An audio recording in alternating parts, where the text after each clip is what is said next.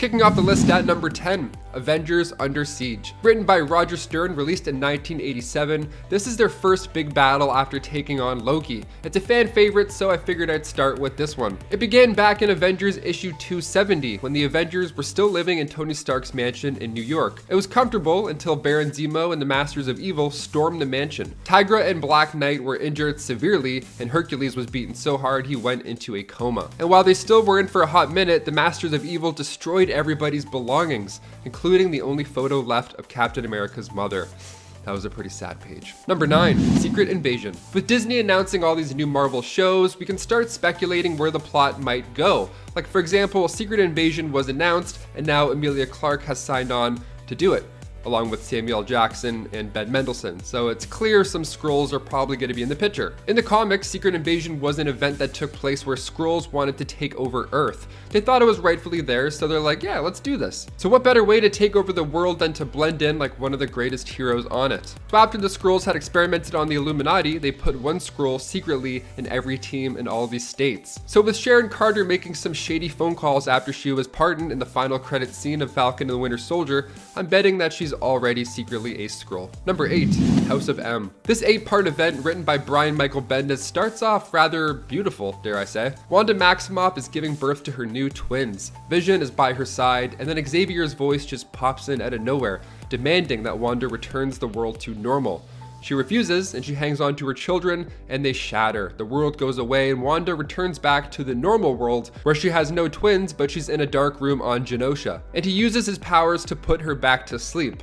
Then in comes Magneto, and he asks about his daughter's progress. And Charles is afraid, because at this point, her power is too much to handle. Now in Avengers Tower, the team is discussing on what to do with Wanda. The ideas are getting kind of dark, because they have to. Wolverine is suggesting that they just take out Wanda, just killing her, which is pretty dark. But then when Quicksilver passes on this gossip, Wanda then warps reality into a world called House of M, where mutants were top dogs and Magneto and his family just ruled them all. Other Marvel heroes were given their desires, like Peter was married to Gwen Stacy, Cyclops is married to Emma Frost, and Doctor Strange is a psychologist. The world is completely different, but the only person who remembers real life is Wolverine, the same guy who suggested that they Wanda. Things took a turn, and the event became even more stressful when Wanda uttered those 3 words in issue 7. No more mutants. Number 7, Secret Empire. In Avengers Endgame, Steve uses future knowledge to obtain the scepter. He says, "Hail Hydra," Rumlow gives it over, no elevator fight needed. Nice. It was a fun moment in the theater, but the line "Hail Hydra" comes right from the comics, but this time around it's not that entertaining. The last words come from Steve after the Avengers Standoff event, where it's revealed he's actually a sleeper agent of Hydra. Another pawn of the Red Skull after all. This was huge news. I mean, fans were really upset. Readers were sending in death threats to the writers. The 2017 series Secret Empire was wild. The team had to go against their own leader Cap, who was trying to take over the government with Hydra, and then eventually run all of the United States. It was crazy. Bad Steve took out Rick Jones, he took out Black Widow. I mean, it's fair, readers were upset, really. This is a nightmare. In the end, it was concluded that Bad Cap was a double and Good Cap was actually locked in the Cosmic Cube. Number 6, Axis. When Red Skull abducted numerous mutants and Inhumans, Magneto tracked him down. Now at the same time, Scarlet Witch, Rogue, and Havoc were captured by Red Skull's S-Men and brought to the island / horror camp. The Avengers escaped and saved Magneto. Magneto gave Red Skull the beatdown of a lifetime. He got caught up in the moment and went a little bit too far, perhaps. Magneto says that he did what had to be done, and he thinks that he saved countless amount of lives. But then Red Onslaught rises to the challenge. Red Skull is reborn. This time he is bigger and badder. The X-Men and Avengers team up to stop Red Onslaught, where a number of heroes inverted. Yeah, their personality and moral compass just totally flipped, which certainly didn't help the situation at all. But the fun part is when our villains also get inverted and they join the Avengers to stop Red Onslaught. So it's a mess. It's a big fun mess. Number 5, Age of Ultron. This one just starts off hot right off the bat. Hawkeye is sneaking into this abandoned building, just taking dudes out slowly. They have Spider-Man captured and he looks terrible. He looks like he just got hit by a freight train. Now in the MCU, Tony and Bruce are the masterminds behind Ultron, but in the comics, it was actually Hank Pym. Ultron made his first debut back in 1968 in Avengers issue 54, and in the comics, Hank Pym was actually the father of Ultron. He actually has the same brain patterns as Hank Pym, because he figured it needed personality, much like our MCU version of Ultron is another personality of Tony Stark's. So cut to the comic event Age of Ultron by Brian Michael Bendis. We see Ultron in all of his glory, and it's quite menacing. The world is just trashed. He's from the future, and he's here to take over the planet. The death toll reaches billions, including some of our favorite heroes. If you haven't read it, strongly recommend. Much better than the movie Age of Ultron, which was just like the weekend of Ultron, rather. Number 4, Civil War. Okay, the opening scene of Endgame is wild. The remaining heroes, minus Tony Stark, head out into space to take on Thanos, with the help this time of Captain Marvel. They actually sneak up on him and they cut the gauntlet off his arm in like 6 seconds. They kind of win really fast. See, when the Avengers are united and they have a plan, things work out. The other crew in space in Infinity War couldn't even get the gauntlet off of Thanos. Quill was freaking out, the gravity was off, Thanos had the stones. It was tricky, but if Civil War never happened, I fully believe that they would have handled Thanos as a team much sooner. But by the time Thanos begins his quest for the stones, Tony and Steve aren't even on speaking terms. Okay. This all comes down to the events from Captain America Civil War. Now this ends with Tony and Steve fighting it out, and Cap drops the shield. Tony blasts off Bucky's arm. It's heartbreaking to say the least, but it's one of my favorite Marvel movies. For some reason. I like watching people lose. I don't know what it is. Number 3, Avengers Disassembled. Brought to us from the mind again of Brian Michael Bendis, Avengers Disassembled is a 5-parter that brings the team together just to be torn apart again. It is a ride. The story begins with the Avengers Mansion sensors blasting to warn the team of an intruder. Now the intruder is the Jack of Hearts, who actually died beforehand saving Cassie, Ant-Man's daughter. So what's going on here? Why is he here? Well, Jack blows up, taking half the mansion out with him, along with the life of Ant-Man. That's crazy. And then the Vision crash lands with the Quinjet, starts attacking the rest of the survivors, and then She-Hulk comes out and rips Vision into 2. And then while She-Hulk was going nuts, she accidentally hurt Wasp, Captain America, and Captain Britain. She-Hulk ended up leaving the group because of the guilt inside after she just wreaked havoc. Now this whole event is wild, even before Scarlet Witch is revealed to be behind it all. Spoiler alert. This is when Wanda lost her 2 kids because, well, they weren't actually her 2 kids. They were created from Mephisto. So she was upset. Eventually, she was defeated by Doctor Strange and Magneto took over from there. Now, this is where people, and I, want Wanda to go in the MCU. Perhaps studying the Darkhold and the recent loss of Tommy and Billy, she might make a big bad comeback. Who knows? Number 2, Avengers Red Zone. Avengers Volume 3 Issue 65, titled Avengers Red Zone, is a 6-parter that begins with this mysterious red cloud coming through South Dakota. Oh, this is a nightmare. So it's bringing a plague, basically. It's a red mist of doom. It's kind of like the movie The Mist, but without monsters, although it's just as terrifying. So everybody wears masks, because you know that's what happens when there's a plague and you don't want to, die. You wear masks. Weird concept, I know. But it's still a war zone. People are dying off fast. Now in comes Captain America and the Avengers to save the day, figure out what's going on. And the team struggles here a lot. They get sick, they get infected, their motivation is just low, their team members are dying off, and things come to a fun turn when Iron Man and Black Panther create a cure. Great, but Iron Man gets trapped by Red Skull come part 6. The team is not looking good at this point. Cap is down, so Tony takes his suit off and exposes himself to the mist in order to give Steve CPR. No sacrifice, no victory. Sam Witwicky. And finally, number 1, Infinity Gauntlet. Coming from the minds of Jim Starlin, George Perez, and Ron Lim, Infinity Gauntlet was released in 1991, and Avengers Infinity War mirrored a lot of what happened from that event. Yes, Thanos wanted to take out half the universe because he wanted to impress Mistress Death this time around. He wanted to be her equal, whereas in the movie, he just wanted to fill people's bellies. The film adaptation was, in my opinion, Marvel's best work. All those characters in one movie, it felt smooth, didn't feel long, it didn't feel slow at any part. It's kind of great. In the movie, when Thanos is obtaining these gems, he toys with the Avengers in a similar way. In the comic, he turned them into strings and cubes, and then in Infinity War, Drax and Mantis had that happen to them as well.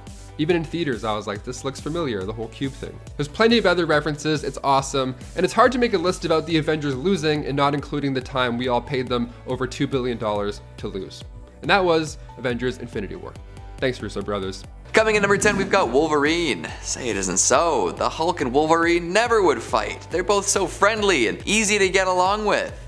I almost had you for a second, didn't I? Now, these two are almost contractually obliged to duke it out from time to time now, aren't they? Going way back to the era before Wolverine was even an official X-Men, this duo would fight over just about anything, and it really could go either way. Like, Wolverine has beaten the Hulk before, albeit in the grim dark universe of Old Man Logan, but in most cases, James Howlett loses out to the Hulk. Sure, he's technically invincible and will always bounce back in one way or another, well, most of the time. There's no dealing with brute force that the Hulk has to offer. Way back before Wolverine was even introduced in X-Men, the two fought with the Hulk refusing to back down. Then there's the time that the Hulk returned from space looking to exact some revenge on those who would send him out there. Wolverine definitely had his butt kicked this time in particular. And who could forget the legendary rip and tear fest that was Hulk versus Wolverine atop a mountain in Tibet. God, Hulk really let him have it that time, didn't he? Limbs were removed and tossed to different mountaintops, and legs were threatened to be eaten. Not a good look for our pal Wolverine now, is it? But what can you do? Beating the Hulk isn't something most folks even have a chance at. Coming at number 9, we've got Spider-Man. A cursory Google search will reward you with a plethora of insane clickbait homebrew animations, pitting Spider-Man against the Hulk in the lowest resolution possible. Ah, the internet. Is there no end to your ridiculous cash grabs? Remember the era of Spider-Man Elsa videos?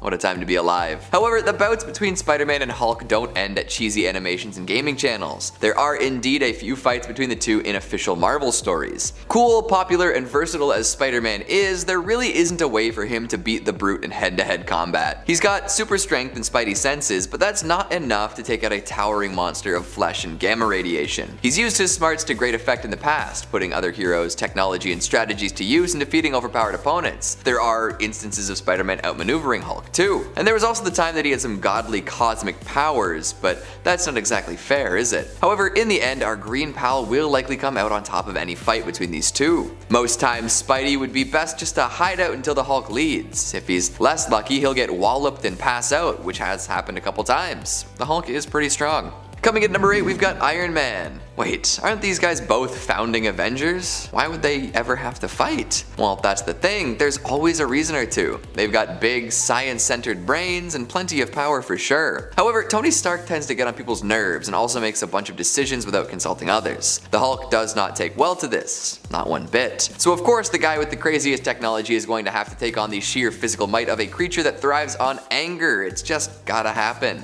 And fight they do, but here's the thing. It's not often that Iron Man scores a decisive victory or even a victory at all. No matter how powerful and advanced he makes his weaponry, no matter how far ahead he plans to fight the Hulk, he comes with some inherent limits. His tech will eventually run out of juice, get damaged, or reach a predetermined limit. You can't really make stuff push too far past the limits of the materials it's made of. Hulk, on the other hand, will always be getting angrier and therefore stronger. He's like a perpetual motion machine of rage and fury. So even with the Hulkbuster suits, darts to sap strength, and a bevy of other interesting anti-Hulk technology, eventually this will all run out, leaving the Hulk to do what he will. It's happened time and time again, muscle beats machinery in this case. There's that time that Stark sent Hulk off into the universe, I guess, but that resulted in World War Hulk, which wasn't very fun for anyone on planet Earth.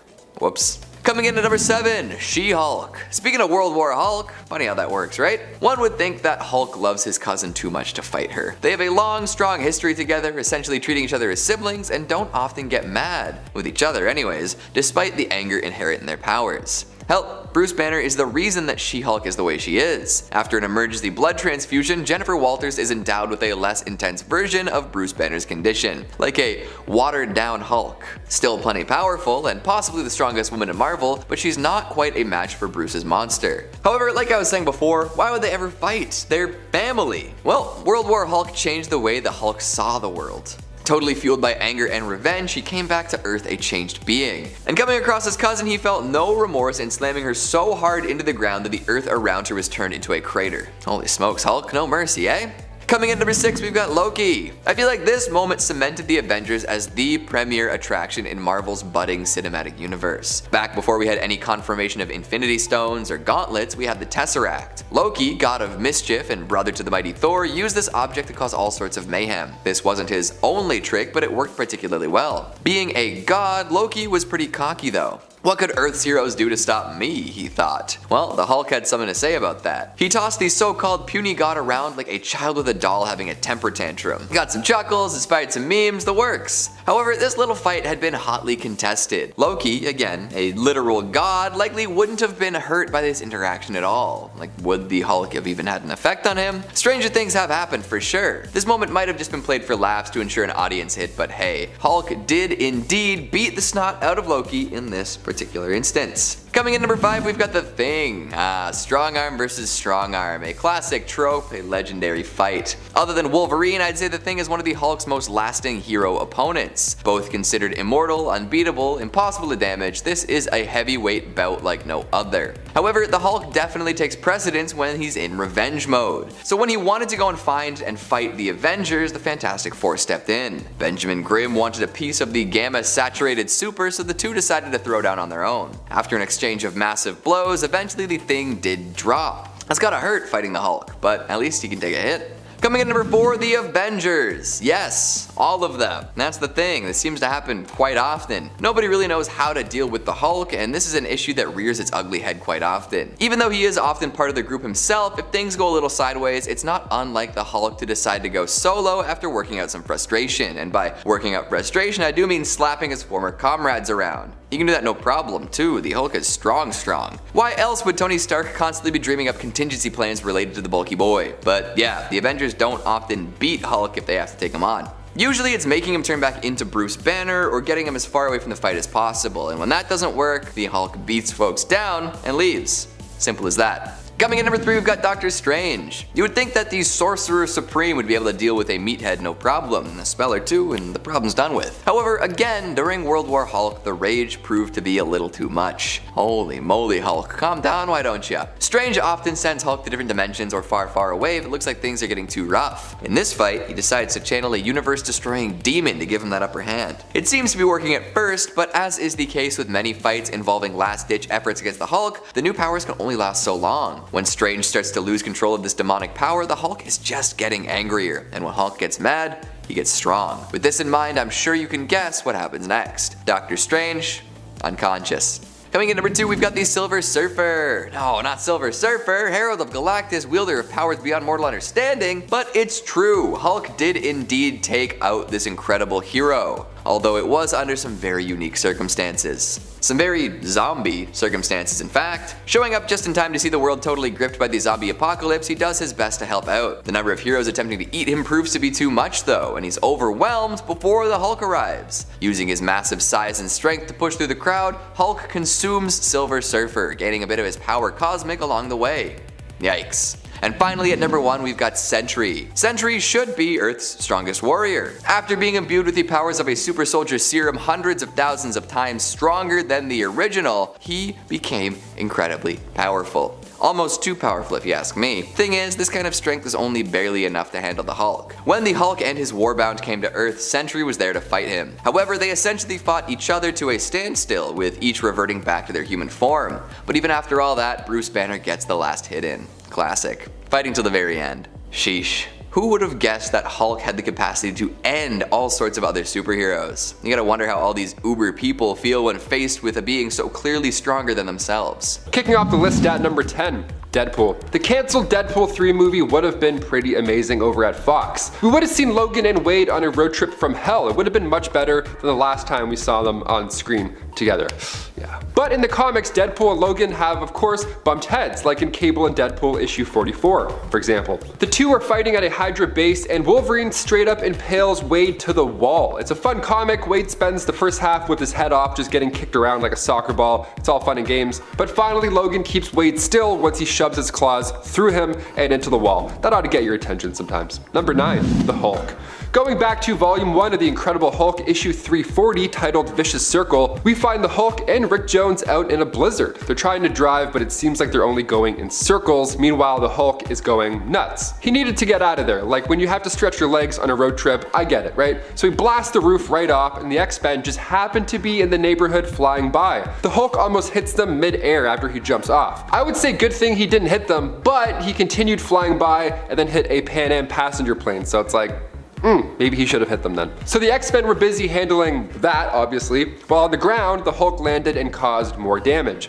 Wolverine tracked the beast down, and believe it or not, the Hulk almost snuck up on him. He couldn't catch the Hulk's scent, so it was really dangerously close. Wolverine popped his claws, turned, and then sliced the Hulk's arm, and they both looked at each other. And Wolverine, he walked away at this point. He retracted his claws. He's like, hey, remember who you are, Logan? Remember what you're doing. You're the bigger man here. And he's like, breathes, then he walks away, and then the Hulk jumps out at him and then starts it all over again. He thunderclaps Wolverine's ears to smithereens. His enhanced senses, this for sure, got the ball rolling, got him pretty upset. After this, naturally, there's mayhem. They take turns beating the crap out of each other until the fight was eventually at an end because it was broken up. But Wolverine for sure won this round. He tried walking away initially. He's the victim here, folks, don't forget that. Number 8, Spider-Man. In Spider-Man vs. Wolverine, released in 1987, we see Peter slinging across the city. He's trying to snap some pics for the Bugle, he's looking for his light, trying to get that angle right, but all of a sudden, trouble calls. He hears a young woman scream, so he zips down, and he finds the owners of a grocery store dead on the spot. So he ends up following that lead, and it brings him right into Logan's path. Now, Logan has already been doing his own plan at this point, and then in comes this kid wearing pajamas, shooting webs at people. So the two heroes now have no choice but to go loud and proud. They both fight off criminals together, and it's a fun time, but once they realize they're too late, Charlemagne had already gotten there, there's lots of bodies, so Logan naturally blames Spider-Man for ruining the whole thing. He's like, if it wasn't for you, this would not have happened in the first place. Pretty deep words. Spider-Man fires back though, he's not taking any of this. The two walk separate ways, but it's not over yet. Wolverine's meditating, he's feeling bad, Spider-Man's in bed tossing and turning. He tries to take out Charlie himself, but Peter stops him. Well, he tries to. They fight in a graveyard for a few pages, but when Peter turns around to hit Wolverine one last time, he accidentally hits Charlie instead. I'm counting this as a loss because Peter wanted to fight. He engaged and he swung without looking, and now he can't get that image out of his head, and neither can we. Number 7, the X-Men. Okay, when I say the X-Men, I mean like all of them. Big yikes. Old Man Logan, one of the best storylines of all time, also one of the darkest. In a grim future where supervillains are taking over the planet, Mysterio pulls out perhaps one of his best tricks, if I do say so myself. If this happened in the MCU, kids would throw up gummy worms. They would be mortified. Mysterio tricks Logan into fighting the X-Men. He makes Logan believe that they're all supervillains, so Logan kills them all. He feels horrible, I mean obviously, so he runs off into the woods and he tries to take himself out. That's how bad he felt, but he vowed to never pull the claws out again after that didn't work. Even Santa Claus 2, starring Tim Allen, he's like, I can't do it. I made a vow, I can't do it. Number 6, Silver Surfer. The first time we see Zombie Wolverine was in Ultimate Fantastic Four issue 22. He got bit by Zombie Hawkeye and Captain America, so his healing factor wasn't enough to save the day. Now when the Silver Surfer came poking around, everybody wanted a piece. Literally, they were so hungry, and this guy was like the holy grail of snacks. Hulk took the first bite, and soon after, Logan and the rest of the team dug in. They all then got cosmic powers and a full belly. Nice. Logan's idea of peeling back the candy coating and getting into the tender morsels inside surely helped put the plan into motion. Also, ew. Number 5, Teen Mutant. He doesn't have a name, so we'll just refer to him as Mr. Teen Mutant Boy, whatever you want to call him. He doesn't have a name because he's only around for one issue, spoiler alert, despite having an insane power. Let's talk about it. Ultimate X-Men issue 41. Now at first glance, he looks like a regular kid. He's got posters on his wall, one of which is Wolverine with the caption, "Be different," which is pretty amazing given how his day is about to go down. He wakes up, he's ready for school, he's looking for breakfast because he doesn't know how to make food. Apparently his mom is like the only one that can make him breakfast. So his mom's nowhere to be seen, so he doesn't eat. Only a pile of her clothes remain on the ground, and he's like, okay, so he goes to school. He doesn't call the police like a psychopath. If you ever see this, definitely call for help, absolutely. He continues on, he goes to school, but on the way there, he sees a collar on the ground on the sidewalk, but no animal. Again, more articles of clothing just strewn about. But then finally, he sees people. Okay, he's not going crazy. This is a good sign. We have real, like live people. Lovely. But I bet he wished that that wasn't the case. So he has this fantastic ability where if you're just near this guy, you don't survive to talk about it. He hears it from the guy in the poster himself, the Be Different guy, Wolverine. He finds him ducking out in a cave and breaks the news to him. What happened was when he hit puberty, he developed a specific mutation that radiates a series of toxins and acid-like poisons, and it basically wipes out any organic tissue. It turns it into vapor. So the amount of people that he ended up accidentally killing that day was in the 260s number, yeah. So he doesn't last for long because, well, Wolverine came out of that cave all alone. You do the math. Imagine your idol coming into a cave to kill you. It's not bad. I don't know. Could be worse. If Hugh Jackman killed me, I'd be like, okay. That's not bad. Number 4, Lobo. We've talked about comic crossovers quite a bit here on Top 10 Nerd. They're a blast, I mean, for the most part. DC vs. Marvel showed us some pretty entertaining battles. I mean, we got to see Captain America vs. Batman, Spider-Man vs. Superboy, and of course, Lobo vs. Wolverine. The third issue out of the 4, we find Logan badmouthing Lobo's favorite bar. Logan is talking smack and Lobo interrupts him with a nice chain to the chest. That ought to hurt. Wolverine ends up walking out of the bar smoking a cigar. Also, he's alive. How did this happen? We're not sure how this one ended up going down, as most of this fight happened behind the bar, but to kill an immortal man, good on you, James. Number 3, Jean Grey. This next one played out in live action in everybody's favorite X-Men movie, X-Men The Last Stand. So good. It's not. Showed us Wolverine taking out Jean Grey in a mercy type way in order to stop the Dark Phoenix from causing mayhem. Now this of course went down in the comics as well, and it was much better on page than on screen. You can find it in New X-Men issue 148. Wolverine is telling Jean that Scott still loves her, although he's just maybe a bit confused at this moment. Jean is weak. She's saying she can't breathe, that she has this terrible feeling that she feels scared and weird, that there's voices inside of her head. She knows she's dying. It's a really sad part in the comics. And Wolverine can't take the pain on himself, but he can take the pain away for now. Hugh Jackman is a wonderful actor, don't get me wrong, so is Famke Janssen, but the comic is way harder than the movie. This whole scene here gets my throat that little get a little tight throat feeling. So let's move on from really sad to really gross, shall we? Let's finish off like that. Number 2, the Hulk. Mark Millar's Old Man Logan. We talked about it a little bit earlier. Let's talk about it some more, it's good. It begins in volume 3 of Wolverine on issue 66 to be specific, and this is a future where supervillains have won. They did it! Good job, supervillains, nice. Hulk and She-Hulk had kids, the Hulklings, who, not nice, we don't want to talk about that. They would beat the crap out of you if you didn't pay rent, basically. Everybody had their own territory at this point, so Logan had to pay up. So Hulk Gang ended up taking out Logan's family because they were bored. They're also a little messed up in the head if you didn't already put that together. So Logan heads back and sees the Hulk, and he's like, you know what, no more games, no more talking, I'm here to get this done. Logan gets Banner right through the old chest plate, but we all know what happens next. He hulks out, and then he eats Logan. If you can't beat him, you gotta swallow him. That's the rule, right? Now you think this would be the end of it, but that's not what this list is. Now is it? No, you already know it's about to change. That's when Logan pops out from inside Banner, the old C-section from hell. So basically if you eat Wolverine, just know that it's coming out one of any way he wants, essentially. And finally coming in at number 1, everybody. What if Wolverine killed everybody, the entire Marvel Universe? Could he do it? Would he do it?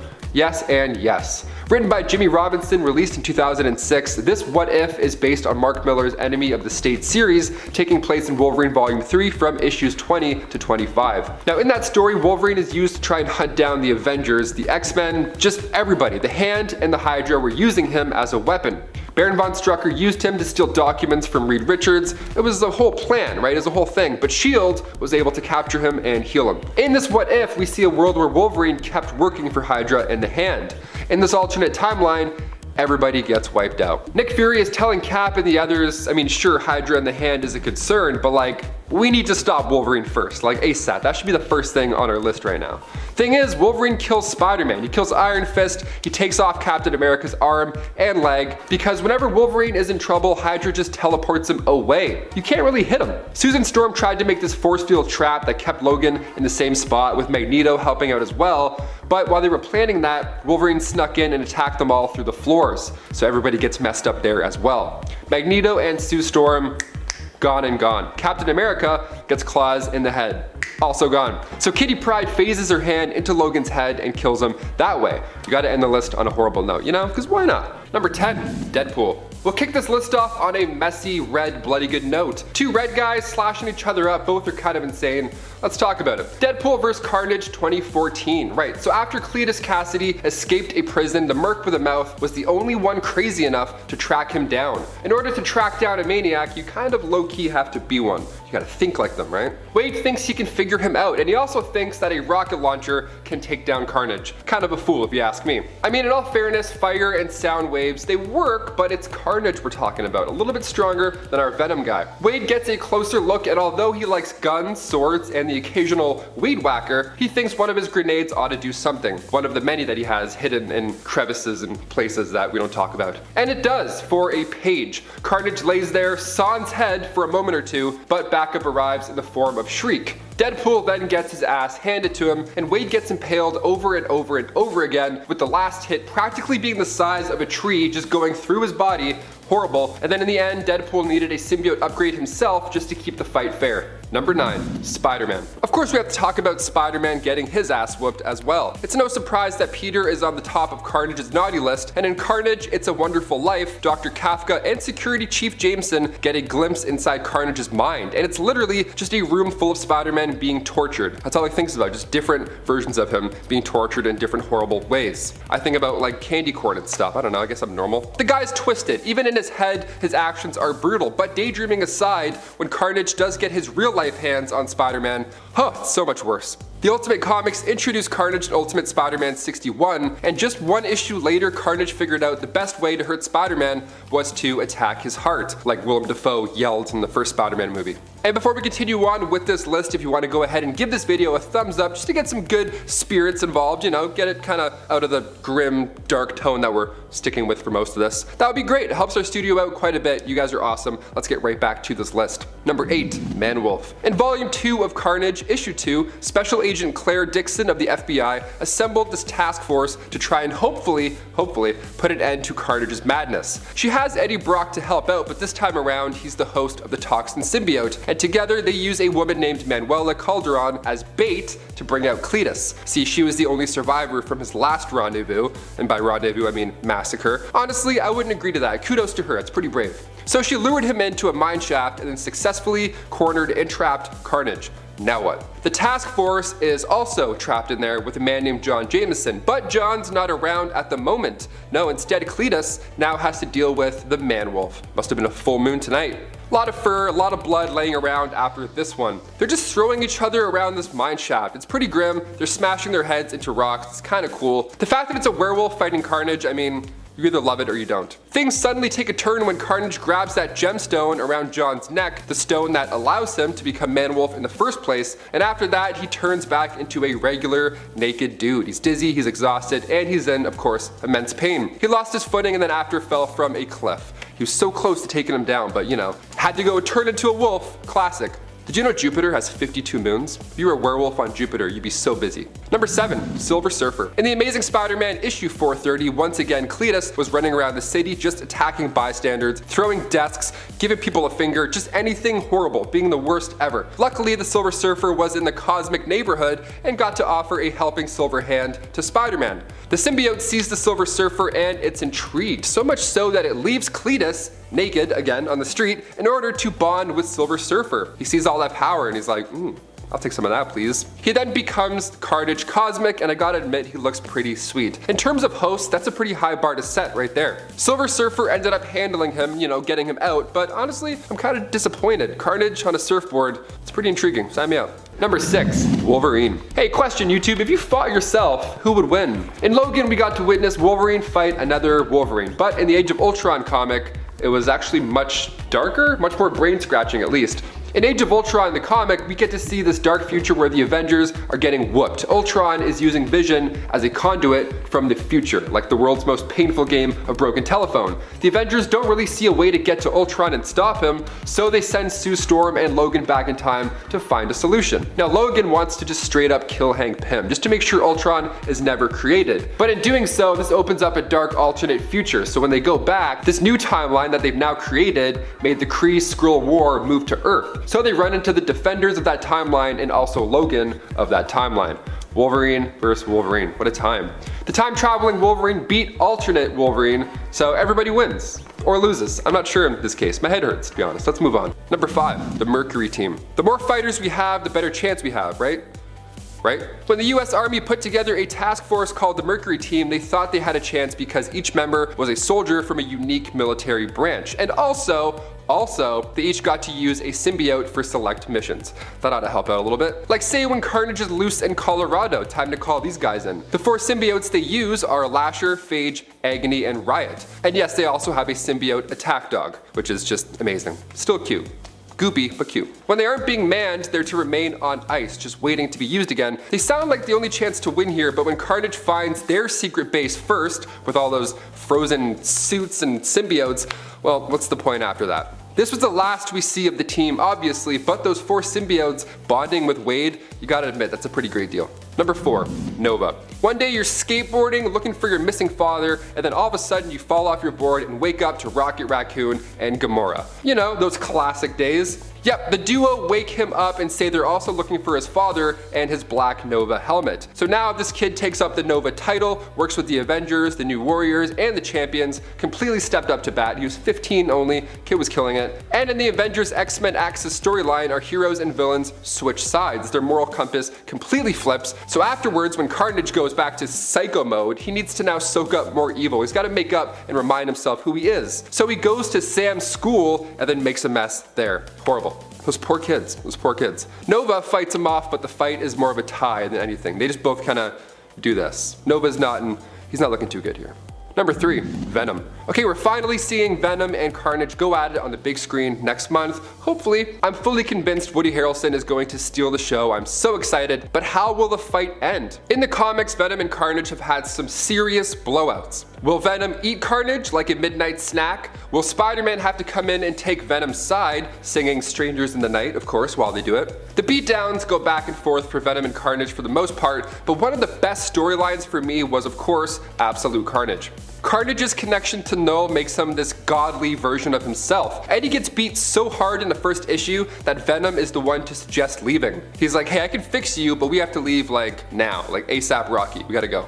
Number 2, Miles, Human Torch, and more. In Amazing Spider-Man issue 7099, we see Red Goblin on the cover. The lovely combo comes to life when Osborn gets his hands on the Carnage symbiote. In their first battle, Spider-Man lost, but afterwards Peter called forward some help, some backup. He had the assistance this time around of Miles Morales, Human Torch, Clash, and Silk. Usually the Human Torch would be enough to get some damage done, but with both villains now with their powers combined for Red Goblin, it was much harder. It was almost useless to blast fire at him.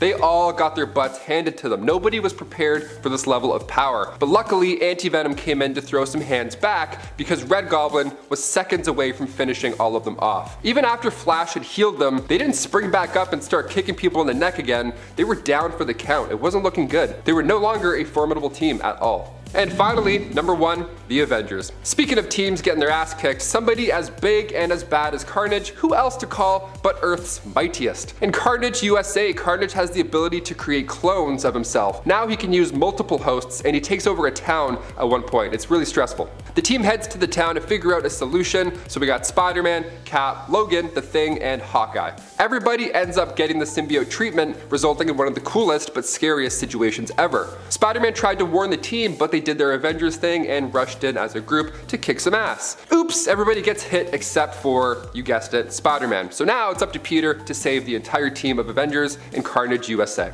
What a ride, you must check it out. Kicking off the list at number 10, Captain America. Wolverine Origins began back in 2006. It ran for 50 issues and it kicks off with Wolverine on a mountaintop with the Muramasa blade. Now he's had all these memories returned to him from the events of House of M, and now he wants a little payback on all those responsible for messing with his life. He took on Nuke in the Vietnam fields, and then in issue 4, Captain America joins the battle. They take turns bashing each other in, metal slashing around, they're just punching each other in the head. It's good fun. Cap gets the upper hand on Logan when he crushes the tendons in Wolverine's forearms, but a mighty kick to the hematoma lump on Steve's thigh buys Wolverine quite a bit of time to recover. Cap catches up and the fighting resumes, but Wolverine has the blade this time around, and an injured Captain America stands no chance. If it wasn't for the X-Men intervening at the last second, Cap would have lost a lot harder. And before we continue on with this list, if you want to go ahead and give this video a thumbs up, that would be awesome. You know, it helps us out so much, and then in turn we can help you out and bring you that nerdy goodness. So hit that thumbs up, you guys are the best. Back to the list. Number 9, the Hulk. He's fought the green guy quite a few times, okay? And for this one, it's not really a fight per se. Savage Wolverine began back in March 2013 from Frank Cho. The series ran for 23 issues. Now when a S.H.I.E.L.D. Geological Department vessel with Shauna the She-Devil crashes onto the Forbidden Island, Wolverine wakes up now in Savage Land. His claws are immediately out, as they should be, and this comic wastes no time. A Velociraptor attacks him right away. What a rude awakening. He saves a S.H.I.E.L.D. agent, takes off a head or two, and then heads back to the ship. Shauna the She-Devil greets him with joy and then fills him in. She was assisting a team of surveyors in mapping out the western part of the Savage Land when all their gear went dark, just like that. Some machine in the land's center was creating a dampening field, so now they're all stuck there. Shauna gets killed, but later on resurrected by the Neanderthals. Wolverine continues to find this machine, but he has no idea that she came back to life. But when Shauna meets up with Amadeus Cho in issue 3, some new info comes to light. That machine is also powering the jail cell for a powerful ancient alien in the mountain. And Wolverine is about to shut it down. How lovely. He takes on some giant gorillas, and when he gets close to the machine, the Hulk shows up. They're about to talk it out when one of those giant gorillas returns and then bites the Hulk. They fight it out a bit, and then Wolverine jumps in and quickly ends the action with one swift shink to the brain. That ought to do it. Number 8, Cyclops. The X-Men Schism storyline from writer Jason Aaron comes a 5-part story that begins with Wolverine acting as Cyclops' bodyguard at an international arms control conference in Switzerland. Mid-speech, Kid Omega returns, and he makes everybody start spilling all their horrible, deep, dark secrets. Cyclops and Logan are immune to this because, you know, superpowers. Sentinels are soon deployed worldwide, and a new Black King of the Hellfire Club is elected, Cade Kilgore.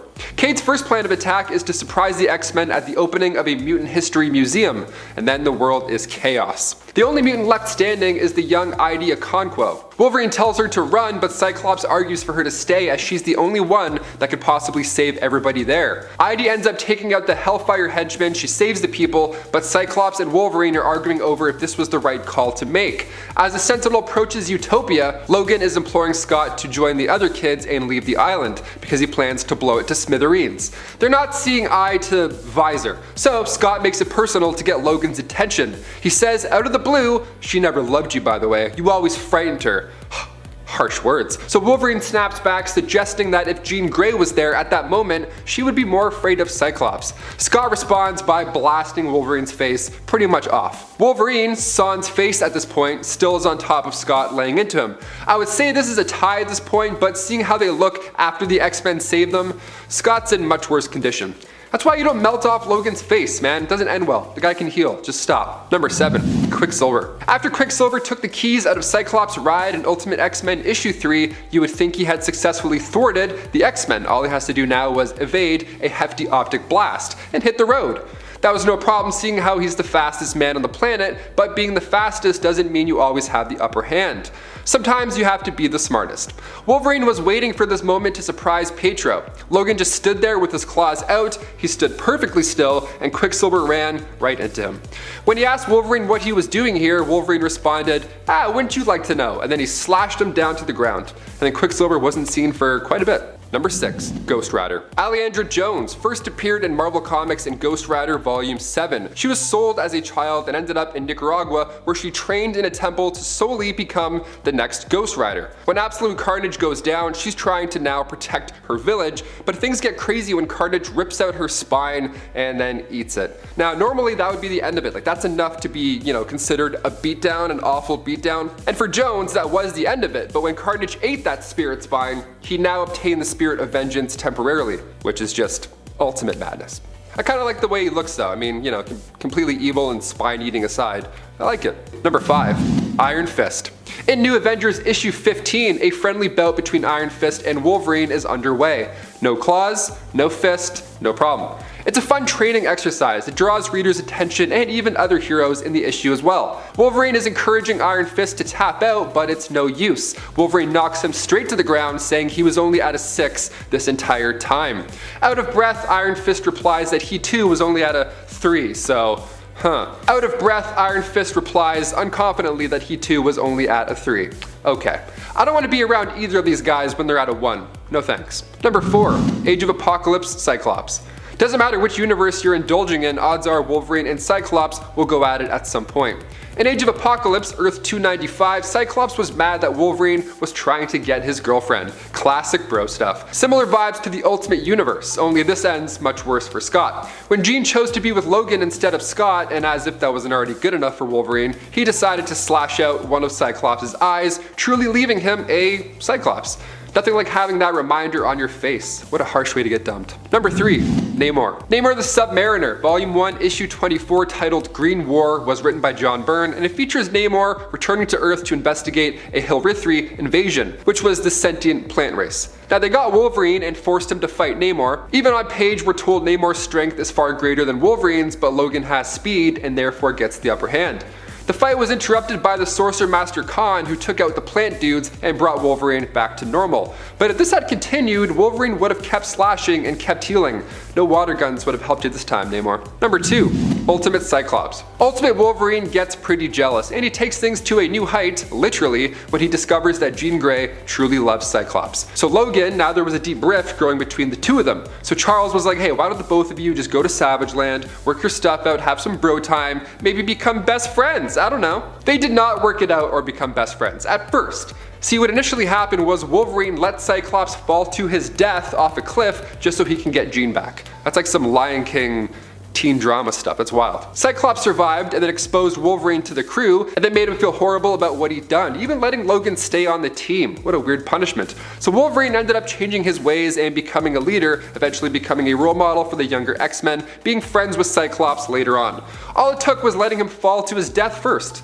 That's it. And finally, number 1, Shang-Chi. We're all counting down the days to see the newest MCU hero hit the big screen. Shang-Chi was first introduced to readers back in 1973, Marvel Special Edition. Since then, he's earned himself a spot on the Avengers and of course has appeared in other comics from time to time, like in X-Men Volume 2, Issue 62, titled Games of Deceit and Death. The X-Men seek out the help of Shang-Chi to take down Sebastian Shaw, but in comic book fashion, a little scuffle was to be had first. Wolverine compliments the punk on his first blow, even telling him that the first blood is his. But when you throw down with Wolverine, you throw down with the best there is. Wolverine has him pinned down and he's ready to finish off Shang-Chi, but luckily Storm came in and just settled it. What an exciting way to meet the X-Men, damn. And at 10, Peter Parker. With Miles having all the powers of Spider-Man with a couple extra to boot, it's bound to be expected that he would eventually surpass his idol/mentor Peter Parker. However, we expected it after some training and a lot of experience. We see this come to pass though in the pages of Spider-Man. Miles and Peter run into each other in costume and they don't know each other's identity. So Pete demands that Miles unmask himself and, state his name. However, they get into a bit of an altercation because of that. And thanks to the help of a few additions Miles made to his suit, including stingers that cause paralysis and electrified webbing, Miles does end up gaining the upper hand and knocking Peter down, which I have to say shouldn't really have been the case. Like, they should have shown us that the more experienced Spider-Man could still win, since experience is the real currency of the world, but nonetheless, it happened, so it goes on the list. And at 9, Deadpool. Deadpool is such a charismatic character that you'd think he'd pair perfectly with the quick-witted, constantly quipping Webhead. However, in one episode of the Ultimate Spider-Man cartoon, Peter was introduced to the one and only Wade Wilson, the merc with a red leather-covered mouth. Kinky. The fight quickly turns into Peter and Wade literally slapping each other, so it's safe to say that this is bound to be interesting. However, Deadpool somehow pulls Peter into his mind, turning the fights from a fisticuffs to Deadpool hunting a Spider-Man whale with a harpoon, a la Lewis Brinley, and getting trampled with giant animals and verbal puns that caused physical harm. Deadpool is literally a bard using vicious mockery in this scene, and I don't think that anyone can fight me on that point. Straight up, this whole episode is hilarious, and the fact that Deadpool can't say the word kill just makes me think about YouTube censors. So it's relatable too. And at 8, Fantastic Four. In the Amazing Spider-Man issue 1, we get thrown right into the action with a crossover with the Fantastic Four. But not a fantastic crossover, since the group was actually in the midst of fighting Spider-Man. Spidey took on all 4 members at once, webbing them all up in a way that disabled their powers, including basically hog-tying Mr. Fantastic. The thing is, no pun intended, this fight was all Spider-Man's fault. He wanted to join the Fantastic Four, and figured the best way to convince them to let that happen was to infiltrate their base and kick their asses. However, he learns that joining the team won't actually make him any money, so he called them cheap and leaves, which I find utterly hilarious. He hit the Human Torch with a baseball bat made of web, for crying out loud. How is a 5th member supposed to join the Fantastic Four? Wouldn't it be the Fantastic Five at that point? Or is Ben getting kicked out? He can go be somebody's pet rock, right? And at 7, Iron Man. Iron Man and Spider-Man may have a father-stepson-like bond in the MCU, however, things in the comments are much more professional than that, aside from the Iron Spider storyline, I guess. There are multiple instances of Iron Man and Spider-Man fighting and Peter coming out on top, like in Amazing Spider-Man number 536, where he had some assistance from the Venom symbiote and actually exploded the Iron Man suit from the inside out. This was during the Civil War storyline where Tony believed that heroes needed to register their secret identities to be able to continue fighting. After this, however, Spidey does join Iron Man's team and reveals his identity as a result. This then leads to the One More Day storyline that some people believe to be the story No Way Home is inspired by. However, now Spidey takes on Iron Iron Man as Peter Parker, using his organic webbing to string him up real good. There was also the Amazing Spider-Man number 588 fight where Tony shuts down the Iron Spider suit with a voice command, but Peter had built in a counter voice command and surprises Tony, managing to web him up and flee. The counter voice command, I guess, was also surprised. So, that's pretty funny. And at 6, X-Men. This is certainly another interesting number, since Spider-Man had struggled against singular X-Men before, such as Nightcrawler and Wolverine. However, in the Secret Wars storyline, he took on the whole X-Men team at once and won. In Secret Wars number 3, Spider-Man was eavesdropping on the X-Men to learn their plans. When he heard meeting with Magneto among other things, he decided to drop in and say hi. I guess his body and powers just go into overdrive when he fights teams because, just like with the Fantastic Four, Spider-Man was easily able to dodge Wolverine, Nightcrawler, and more, even though he struggled one-on-one. He really wrecked them, webbing Colossus and Nightcrawler, hanging Rogue from the ceiling, and just obliterating the entire team. Even Wolverine pointed out that they were all lucky all he wanted was information and then an escape, because, quote, he really clobbered us. Halfway through into number 5, Captain America. Within the pages of Civil War II, we expected a battle much like the last Civil War, with moral alignments being similar along with a couple deaths. However, we were shocked when a battle between heroes was interrupted. This vision that took us away from the action actually ended with an image of Miles Morales holding a dead Captain America. It seemed to be that Miles had also killed him, with blood dripping out of his hand and covering his suit. Would this really come to pass though? Civil War II was based on the belief in using the visions of an inhuman known as Ulysses to prevent disasters before they occurred, and heroes that felt taking action based on these prophecies were irresponsible, which is where this vision of Miles killing Cap came from, since these visions resulted in preventing multiple tragedies but also got War Machine and Hulk killed. But we did see an explanation play out in Secret Empire number 7, when a rage-filled Spider-Man nearly beat Captain America, who was remade by Hydra using the Cosmic Cube, to death after Cap had killed Black Widow. But that's all in the past. 5 years in the past to be exact. And at 4, Wonder Woman. Despite Marvel and DC always being viewed as rivals, they have had multiple occasions where they've had to come together. One such time was in the Superman and Spider-Man comic, which saw the two heroes join together to take on Dr. Doom. The Hulk and Wonder Woman also made an appearance in an attempt to satisfy more fans, and so we could hope that Superman and Hulk would dish it out. However, Dr. Doom very briefly got Spider-Man and Wonder Woman to fight because he said the two were enemies. And while Wonder Woman believed him, Spidey is from this universe, so he knows better than to take Dr. Doom at his word. So Diana tried to capture the bug in her net, which in this case is a giant lasso that makes you tell the truth. But Spider-Man ended up gaining the advantage by simply turning off the lights and letting his Spidey sense do the work. After dodging the lasso quite a bit, might I add. Spider-Man ended the fight by simply tapping her on her shoulder and basically saying, "See, I could kick your ass right now, but I'm not. I'm one of the good guys." And that was enough for Diana to stand down, apparently.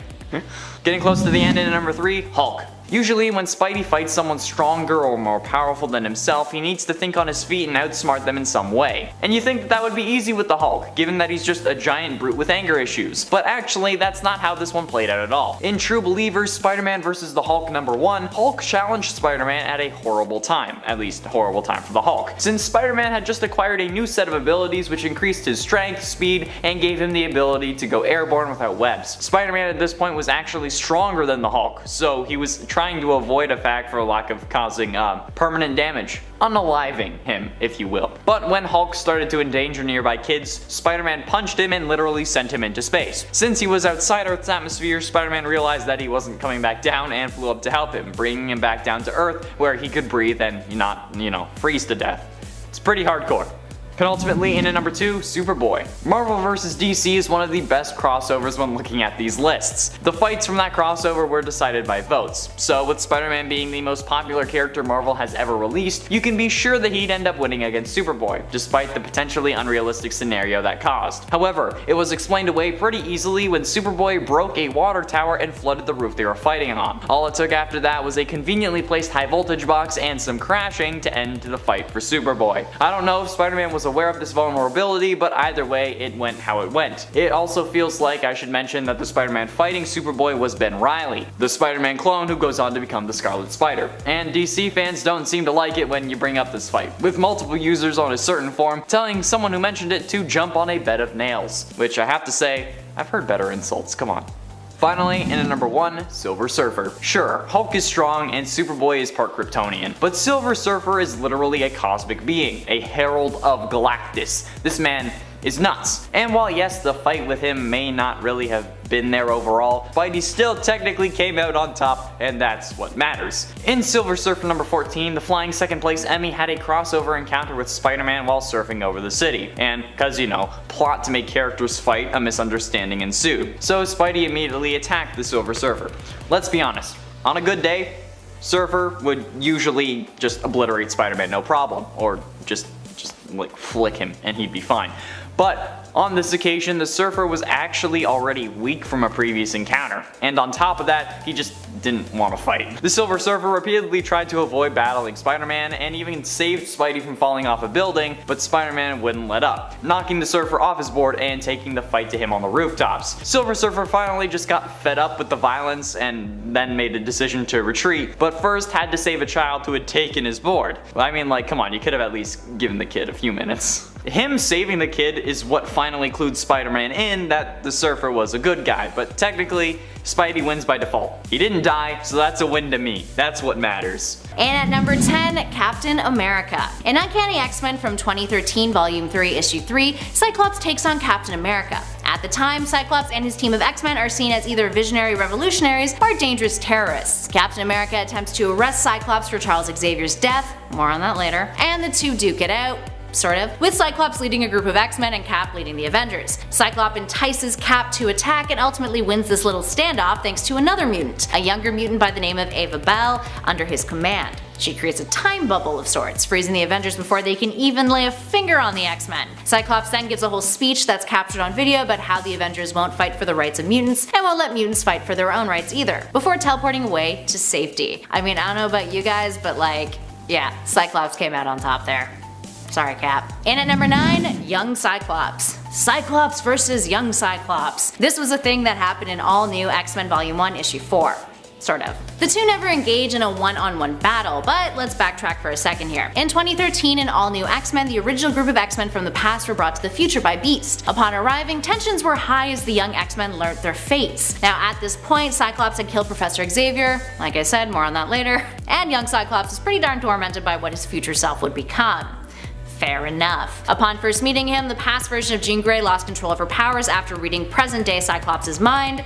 Present Jean Grey, might I add, was dead at the time, by the way. She loses control and knocks off present-day Cyclops' visor, causing young past Cyclops to have to retaliate. He was overwhelmed by how much stronger present-day Cyclops' optic blasts were. Also, you could very much argue that young Cyclops lost to older Cyclops on an emotional level, considering that young Jean Grey essentially broke up with him when she found out what he was capable of doing in the future.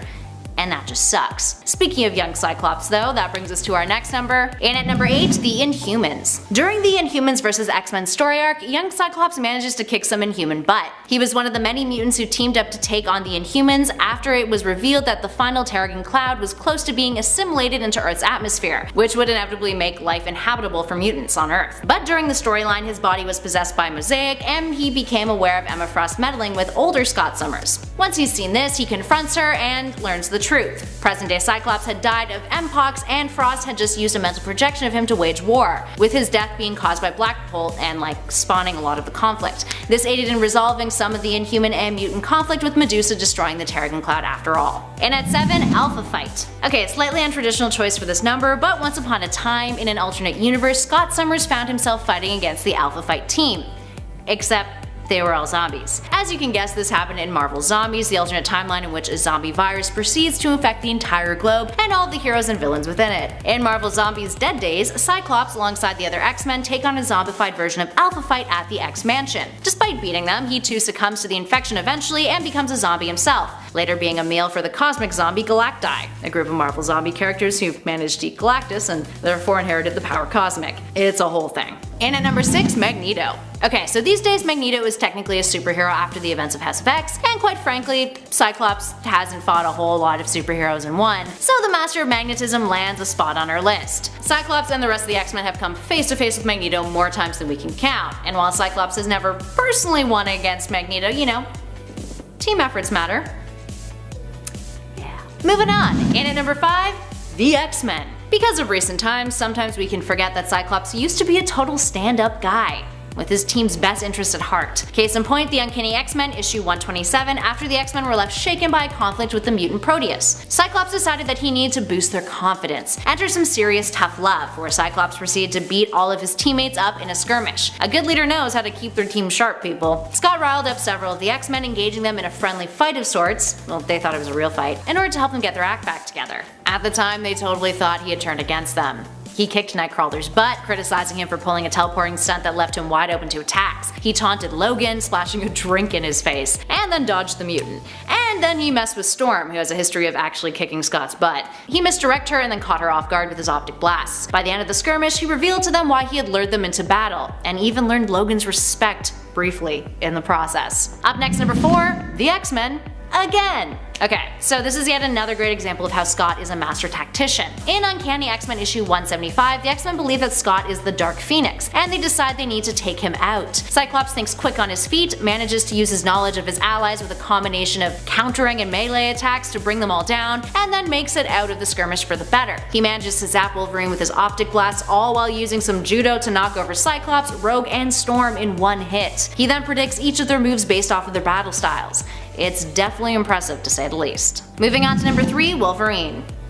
Cyclops and Wolverine. Whether it's over ideologies or concerning their affections for Jean Grey, these two, despite recent times, just don't get along. Anyway, the rivalry between Scott and Logan became physical, as it often does, when the two duked it out, actually unintentionally in this case. During a battle against the pterodactyl villain Sauron, not to be confused with the Sauron of Lord of the Rings fame, Wolverine found himself falling victim to Sauron's mind control. And what does he do? Well, he sees his teammates as enemies and he attacks them. But you bet your butt that he goes for Scott first, and Slim has no issue attacking back. Between optic blasts and flailing claws, it's one of the more colorful duels that the two have had, and Wolverine was not the one to come out on top. And you know how I mentioned that recent times thing earlier? Well, it was briefly theorized that Wolverine, Jean Grey, and Cyclops, based on their bedroom design in House of X, may actually be a throuple now.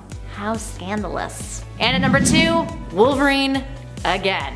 Yup, it is one of those lists, friends. And really, some of Scott's most iconic battles against other superheroes are against Logan, so we had to include more than one on our list. This one is significantly more recent, occurring during the Schism story arc, in issue 4 and 5. Cyclops had become a bit of a tyrant in the way that he led his X-Men, putting young mutants in danger, and like many a time before, Wolverine had objections to his methods. Although, arguably Wolverine was kind of in the right here. After Scott taunts Logan about Jean Grey, saying that she never loved him and she was always frightened of him, and Logan fires back with a, "And if she were here right now, who do you think she'd be more frightened of?"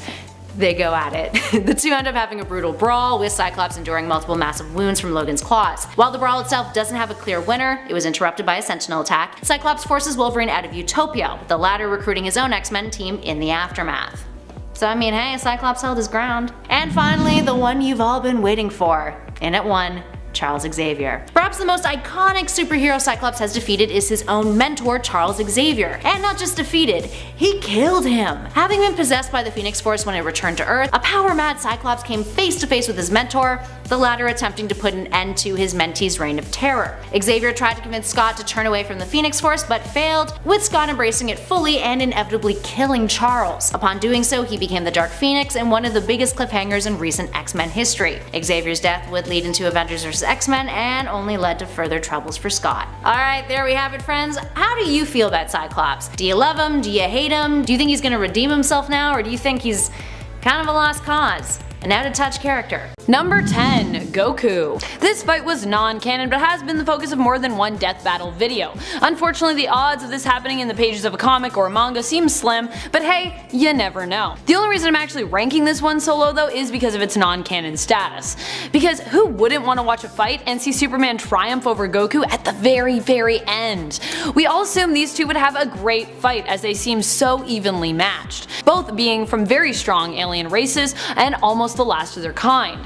Goku got bested both times due to his desire to keep it a fair fight. In one of the death battle videos, Goku actually could have won if he had decided to use Kryptonite, but he kind of felt like it was cheating, so wah, you lose. Goku just wants to win on brute strength alone. It's all about the power levels.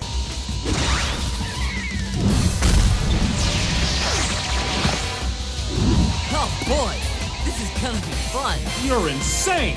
Number 9. The Elite. This entire team of anti-heroes got Superman's attention after they started dispatching villains in a brutal and violent way, even killing them. Superman, being very anti-violence, disagreed with their methods and told them to stop it. But their leader, Manchester Black, a powerful telekinetic, refused, laughing in Superman's face. Much to Kal-El's dismay, the team also seemed to be gaining popularity among civilians. The team and Superman eventually came to blows, and just as they thought they had won and defeated him and potentially killed him, Superman reappeared and seemed to hang up his morals momentarily in order to kill them all. The whole battle had been filmed and broadcast, so Manchester Black at least was able to declare that this proved that Superman was no better than they were. He was actually the only one left alive at the end, although Superman did apparently zap his powers away from him.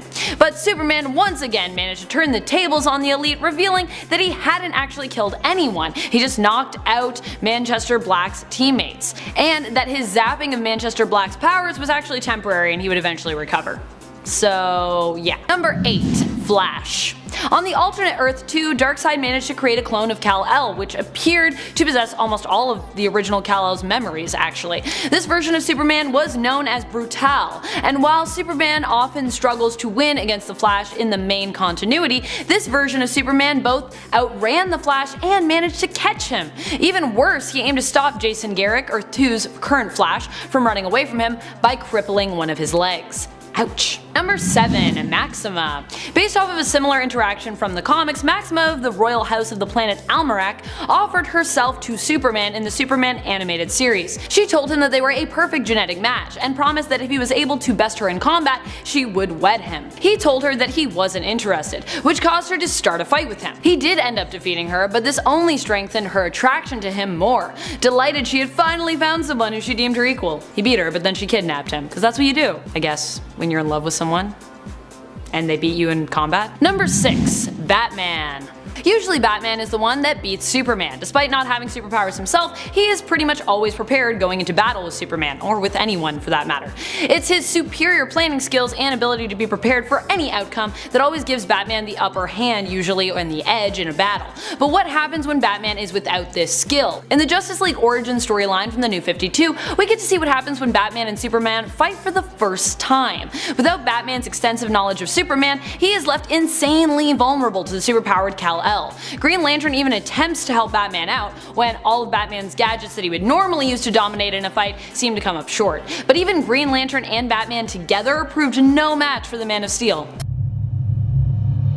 Super tickled! No, Gucci, Gucci, Gucci, Gucci, Gucci, Gucci. Number 5. Damian Wayne. No, we're not talking about the new R-rated series that drops F-bombs and C-words and anything else it can to prove that it is indeed adult. Harley has had a run-in with young Damian as early as episode 4, but for this, we're once more looking at the Injustice universe. Here, Damian is Nightwing, a mantle he took up after accidentally killing his older brother, Dick Grayson, in a moment of anger. This would of course put a huge distance between him and Bruce. Dick's his favorite, don't at me. He ends up allying with the regime, and as a result, when he gets into it with Harley, she is not here for it, and she hands his butt right back to him, channeling all her rage at what she feels is his mistaken allegiance all the way back at him. This ties into her feelings about her former relationship with the Joker. She goes so hard she nearly kills him and needs to be pulled off. Take that, training with the League of Assassins that doesn't have anything on an angry Harley Quinn. Number 4. The Hulk.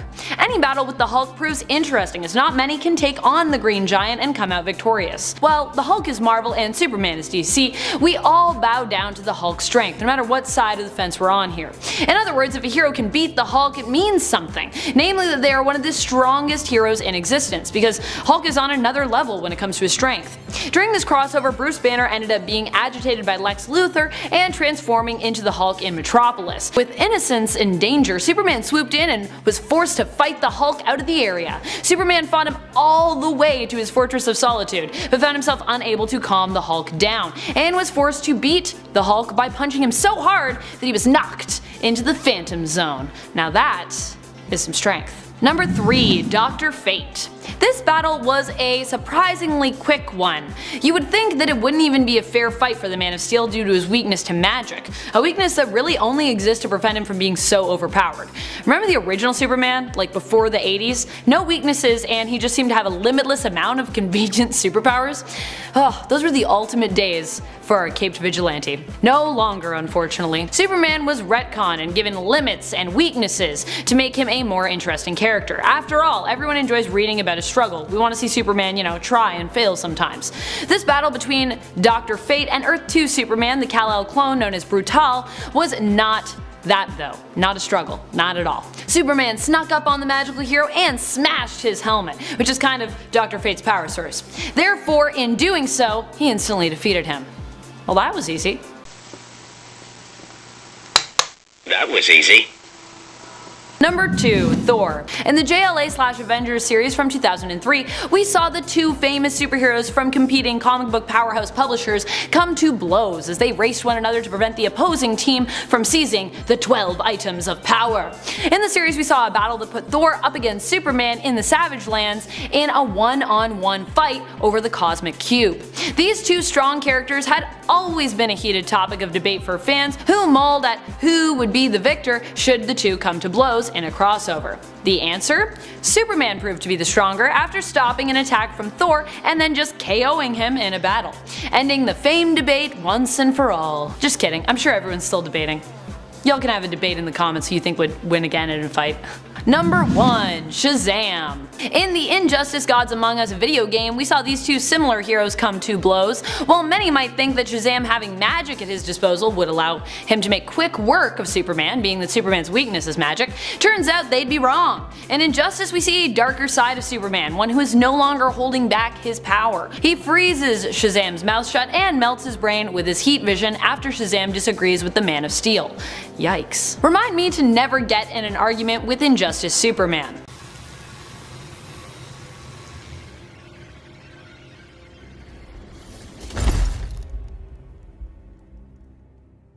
At number 10, we have A Fight Under a Red Sun. In 1978, there was a comic with an evil alien leader called Ratlat that comes to Earth looking for Earth's champion to fight his champion. Superman and, drumroll please, Muhammad Ali nominate themselves. I mean, it's 1978, that's the year that Ali became the first heavyweight champion to win the belt 3 times, so it makes sense. The alien leader decides they should first fight to see who's the best. And to make it fair, they have a fight off-world in the light of a red sun, thus making Superman just like the rest of us. Funny enough, Ali crushes him, like no question about it. Then he goes and fights the alien's best fighter and beats him too. That's right, Ali becomes the greatest fighter in the universe. Then, because Superman is weakened, he also saves him and helps him get his powers back. At number 9, we have a life-sucking plant. Eat your heart out, poison ivy.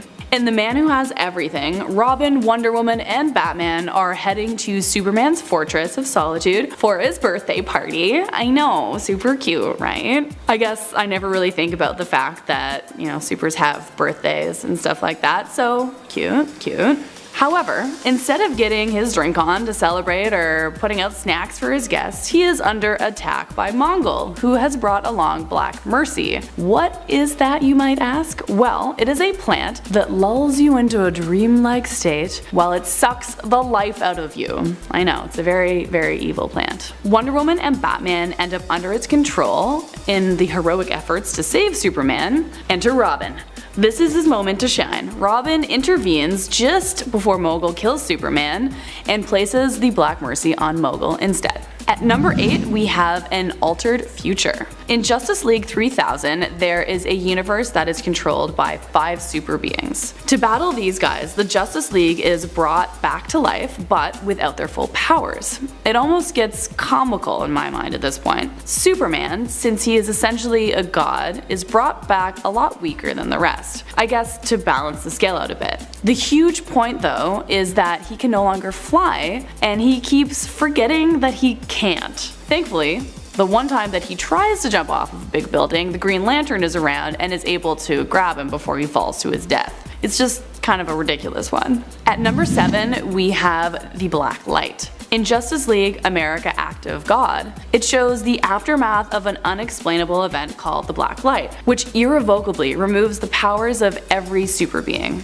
As you might imagine, this drives a lot of superheroes crazy. It was their purpose in life, and now it's just been taken away. Lois Lane grows tired of just plain old Clark Kent and leaves him. As, maybe no surprise to fans, he ends up getting together with Wonder Woman. Woo, it happens! But their relationship goes south when Clark is just down in the dumps and depressed over it, and Diana is all like hopeful, and this is just a test, and we're all gonna get our powers back. If you just have faith, it's gonna come together. He ends up in a mess. He ends up homeless, living on the streets for a time, but then they make up and they get married and they have a kid. So, it ends on a happy note there, and there's also a hint that the child might carry on the super legacy. There is hope. On to number 6, where we are looking at a sort of time travel thing with a red sun thing. In Justice League Unlimited, there is an episode called Hereafter, where there are villains called the Superman's Revenge Squad. Creative name, I know. In a battle, Wonder Woman is about to get shot by an energy cannon when Superman dives in front of her to save her from the energy, and it vaporizes him on the spot. Twist, it actually transports him 30,000 years into the future, where he awakens with no powers, as he is under the Earth's now red sun. In this future, he meets his immortal villain, Vandal Savage, who actually feels bad about having killed the Justice League and quickening the death of the Earth. And since he has millennials to think over this, he realizes that the quest for power is meaningless. Lucky for Superman, he happens to have a time machine on hand in his mansion that was built on the rubble of Metropolis. So Superman gets a special power source to repower it and repower the superheroes in his time. Vidal tells him everything he needs to know in order to beat his former self, and then Superman heads back to put things right. Number 5, Wonder Woman. This one is only ranked so low because it is so brutal and it hurts my heart whenever I think about it. This fight happened in an alternate timeline where Superman and Batman become tyrannical leaders. Wonder Woman was one of the few heroes left who was attempting to save the world from their fascist supremacy. She managed to take out Bruce, but unfortunately was no match for the enraged Superman that she ended up crossing paths with, who was obviously pissed that she had taken out his BFF, Batman.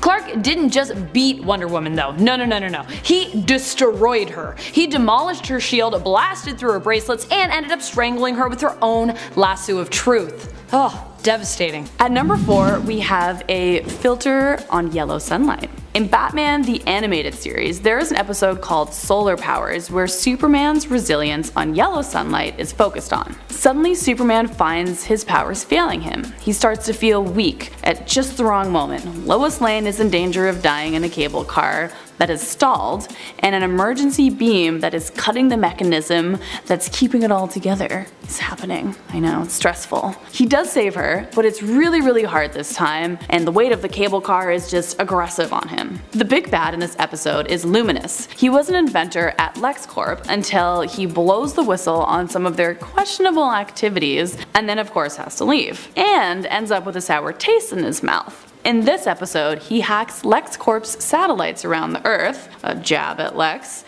and programs them to filter out all the yellow sunlight, which is what Superman's powers are based on. So 2 birds, 1 stone here, Superman and Lex. Superman, or I guess we will just call him Clark now, has to figure out a way to put a stop to him as a regular man.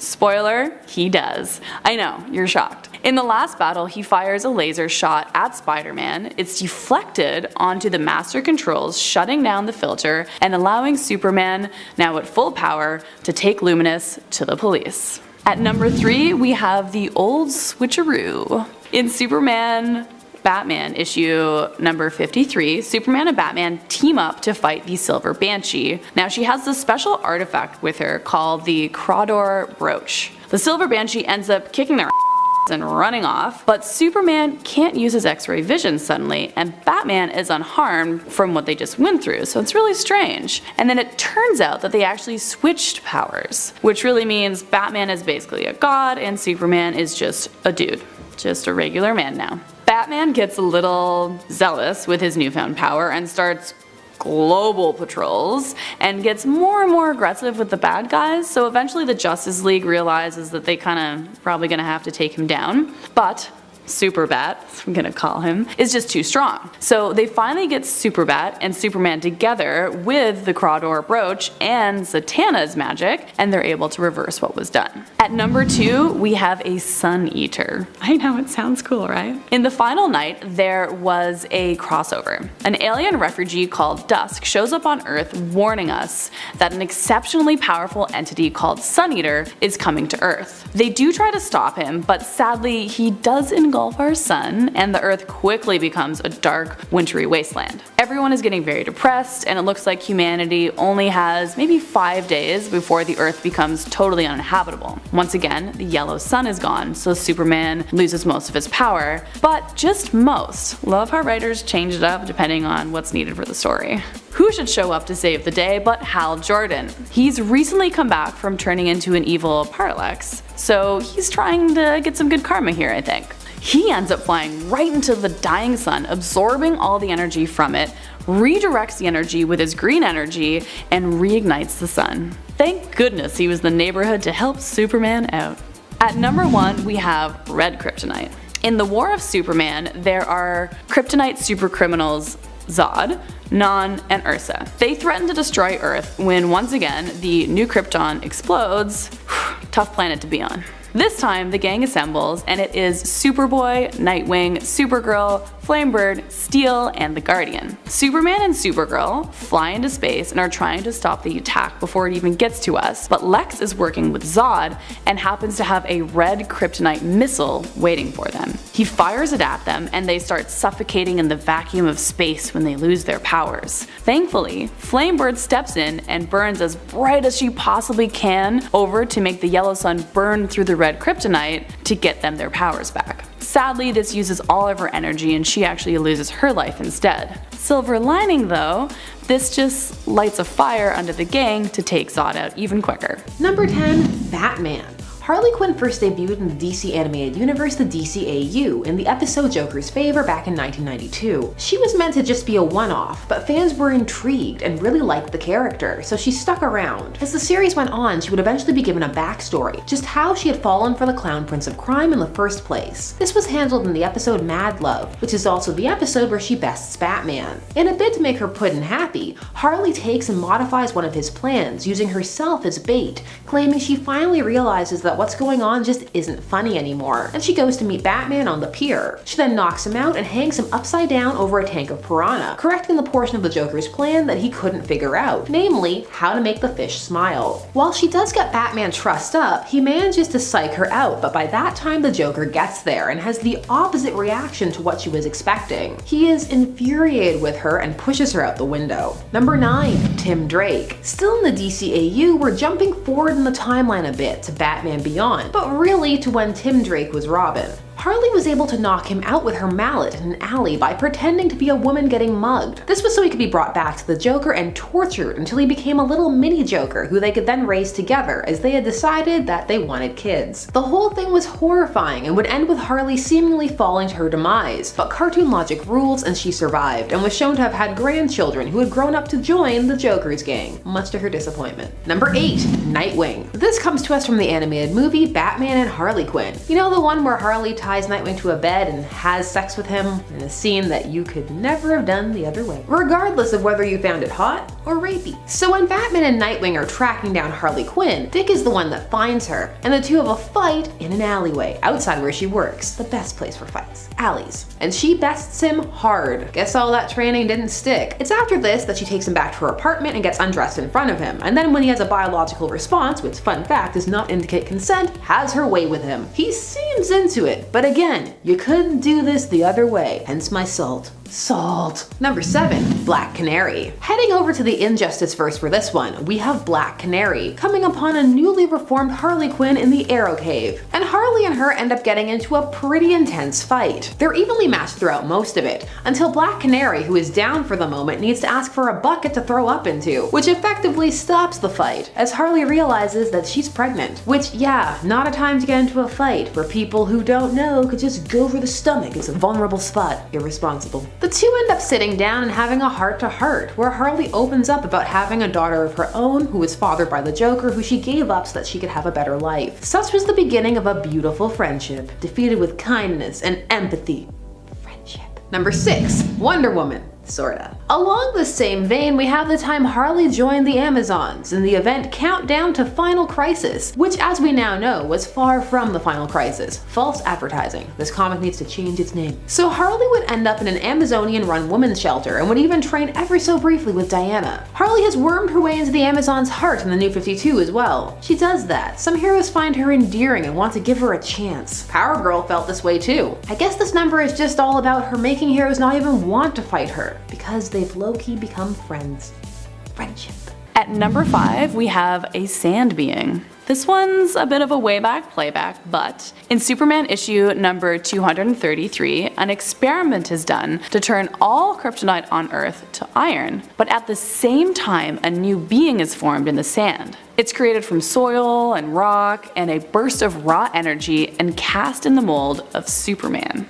In the next issue, more is revealed. When he flies too close to Superman, he gets weak and dizzy and is forced to stop what he's in the middle of. Then, in issue 237, the Sand Thing smashes right into him and he loses his ability to fly. He falls right down through the atmosphere, crashes into the earth, and can't seem to fly again.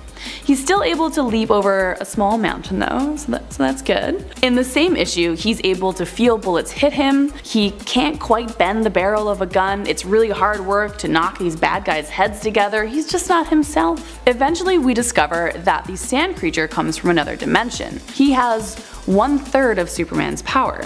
The best surgeons are called to see if they can sort out the issue, but they can't really. Then he goes to battle the sand creature. They end up chasing each other through the center of the Earth's core, and it wreaks havoc on the Earth, as it would, and their battle is continuing in space. Superman is beside himself upset, and then he's pulled out of a trance that he had been put into to see what would happen if they dueled. So they didn't actually duel. And then they both decide that it's not worth it, but that the Sand Superman doesn't give back all of his powers to make sure that no one has that much power ever. And then he goes back to his own dimension. Although the next issue, he easily survives a supernova, so I'm not really sure if that stuck. It seems like it didn't really, but it was a thing. Number 4. Booster Gold. We now come to Heroes in Crisis. The Harley from this story, well, let's say she had some special the author likes me OP powers. One of the heroes Harley would defeat in this series, yes I said one of, was Booster Gold. Her and Booster would both for a while believe the other was responsible for the deaths at the Sanctuary. This was the super secret farmhouse that every hero and villain knew about, that you had to go to, otherwise you were shamed. This was for therapy from an AI, who then deleted the information. Except it didn't actually. Harley would angrily take on Booster Gold, and he wouldn't prove to be much of a challenge for her. Why didn't he use his fancy 25th century tech? Because, well, he didn't want to hurt her?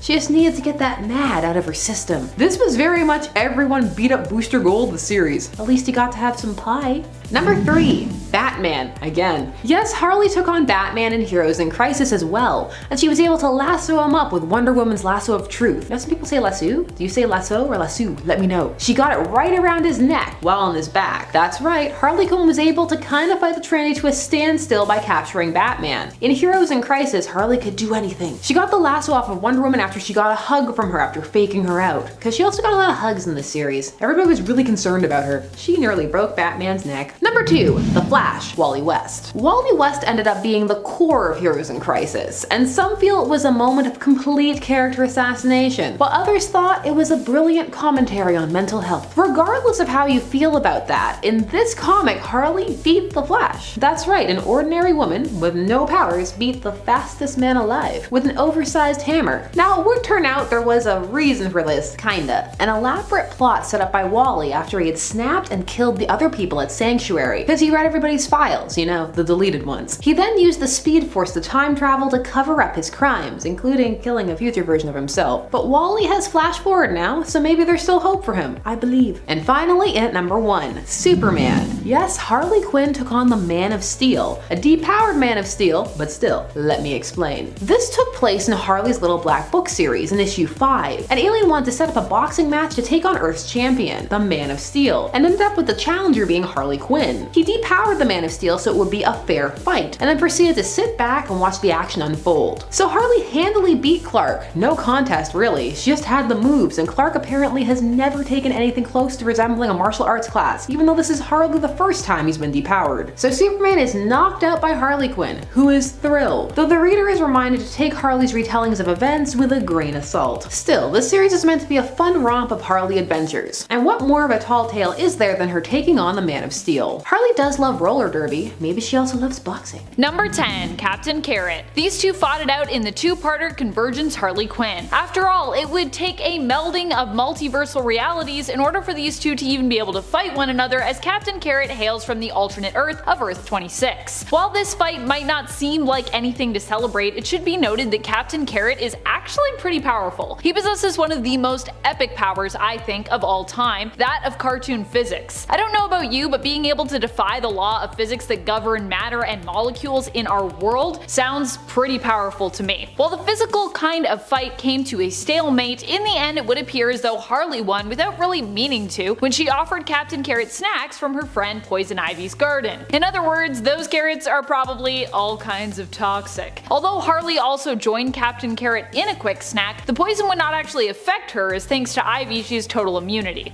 Captain Carrot, however, looked like he wasn't doing great. He was like, ugh, poisonous garden.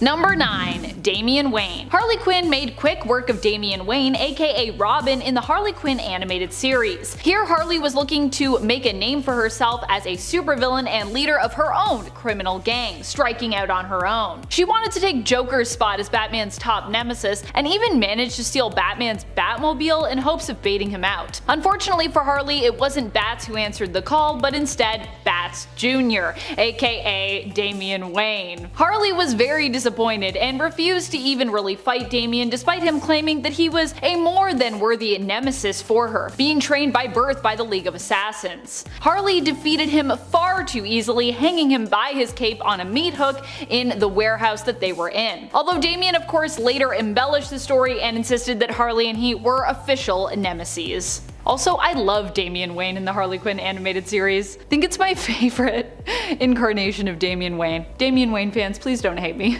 I mean that with the utmost respect. And friends, before we move on to this next spot, if you are loving this list and you want more lists like it, more Harley lists, yes, let's have it happen, be sure to let us know by giving this video a thumbs up. Also comment below with your favorite Harley issues or Harley stories. Number 8. Jason Todd loves Barbara Gordon? Another really brutal moment, possibly one of my least favorite parts, I think, of Three Jokers, comes at the end. After taking Jason in and helping him to recover after he was attacked, Jason at one point attempts to kiss Barbara. It kind of makes a little bit of sense because, you know, they've got shared trauma, but this felt weirdly forced still and out of place to me because, you know, Babs still seems like she's kind of trying to be there for Jason like a sister. I get that Jason is reaching out because for years he's felt like he was left behind, abandoned, and, you know, like I said, they do have shared trauma, but Babs and Jason's relationship has always felt more platonic to me, and if anything, more than that, more familial. Like they were truly, you know, brother and sister. And when Babs reaches out, it's very clear she's coming from this place,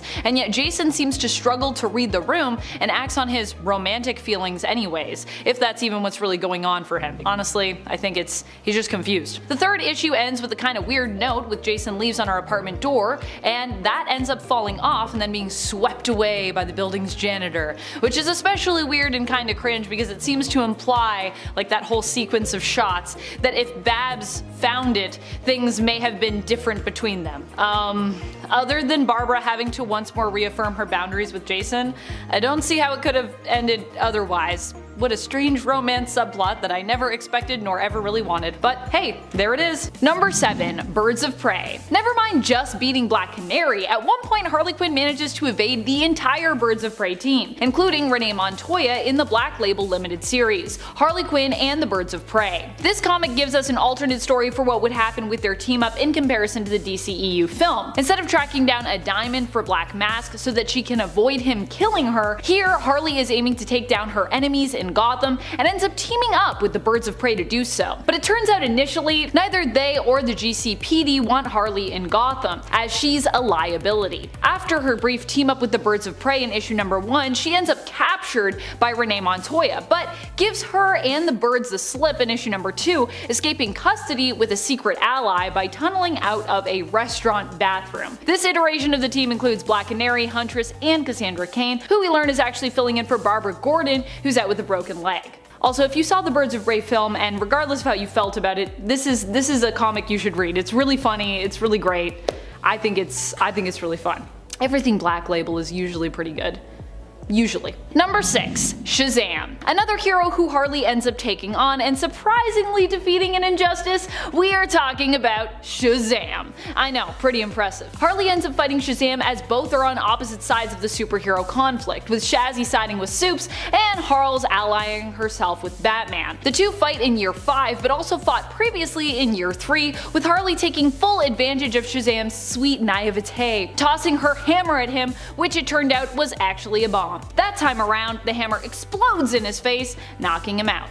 Number 5. Green Lantern. There was some interference on this fight, which as you may have guessed by now usually happens with Harley, but regardless, Harley was definitely in the process of winning when the interference really helped her to crush her enemy, who in this case was Green Lantern Hal Jordan. That's right, Harley won in a cosmic arm wrestling match against Hal. In Harley's Little Black Book in issue number 2, the two characters square off when Harley, after being outbid for a genuine Green Lantern ring online, instead gets her hands on something better, a black and red lantern ring. How fitting. It is a combined ring formed from both colors of lanterns. In the end, red and black lantern Harley defeats Hal only to have her ring taken. Hal knocked out and is of course kind of forced to don his Green Lantern ring in order to help save the day. Another fun team up for the books, or the Little Black Book, I suppose I should say. Number 4. Batman. Harley Quinn has beaten Batman on more than one occasion, but for me, one of her most iconic victory moments comes from the Batman animated series, when Harley successfully traps Batman for the Joker and is planning to basically waste him. Of course, although Harley almost successfully ends Bat's life, he manages to prey on her insecurities regarding her relationship with the Joker. He convinces Harley that the Joker will be upset with her if she just wastes him without contacting him or telling him anything about it. So she calls him up, and then when he arrives, it's revealed that Batman was actually right. In provoking a fight between the two villains, Batman is able to escape, but in this scenario, if Joker hadn't been involved, Harley would have likely been completely successful in executing her Puddin's plan. This victory not only proves Harley's might next to Joker, but also is a heartbreaking one, as it illustrates how harmful her relationship with the Joker is, and how its toxicity also succeeds in often holding her brilliance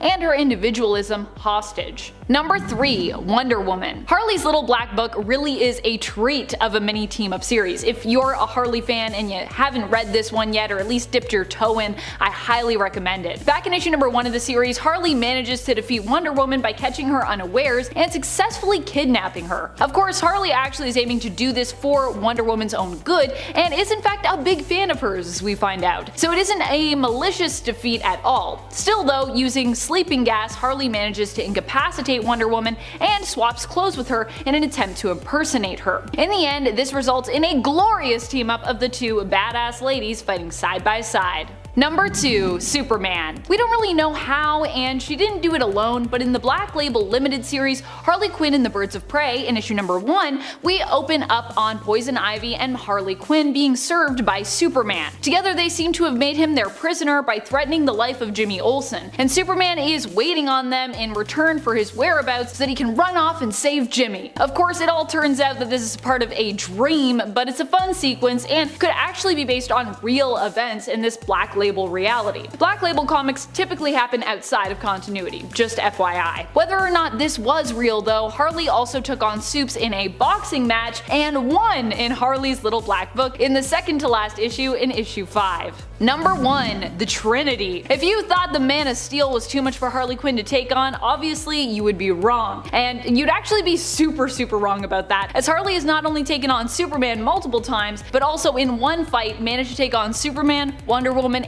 and Batman all in one go. The holy trinity of DC supers, if you will. This all went down in Heroes in Crisis, when the superhero trio was trying to track Harley down as they believed she was behind the mass murder that went down at the Sanctuary. Harley Harley made quick work of the team, using Batman's contingency plans even against his allies, and the team's love and affection for one another to her advantage. Kicking off the list at number 10, Nightwing. Coming from the Court of Owls storyline where a body was found with a message. Bruce Wayne will die tomorrow. That's what it said, written right there on the wall. Harry Potter Chamber of Secrets style. It's so mysterious, okay. Pretty concerning warning, but when Batman finds Dick Grayson's DNA under the victim's fingernail, he has even more questions. It's later revealed that William Cobb is the great-grandfather of Dick Grayson. Spoilers right off the hop. But Batman is trying to piece together this mystery alone. He's not sharing all these details, and Dick is obviously upset. He's yelling at Bruce, he's demanding to shed more light on this fact that he just dropped on him. Bruce interrupts him with a left hook to the jaw, knocking Nightwing down. He did this simply to check one of Nightwing's teeth for an owl logo. Now, to be fair, he did have the owl in his tooth. Bruce was right. Dick was supposed to be a Talon growing up, but I'm pretty sure there's other ways to check a tooth here. I mean, you have tech that can see through cars. I don't know, just tell him to lean back. Be like, what's that? And scan his mouth. That's it. Although a surprise bat punch works too. That clearly works as well.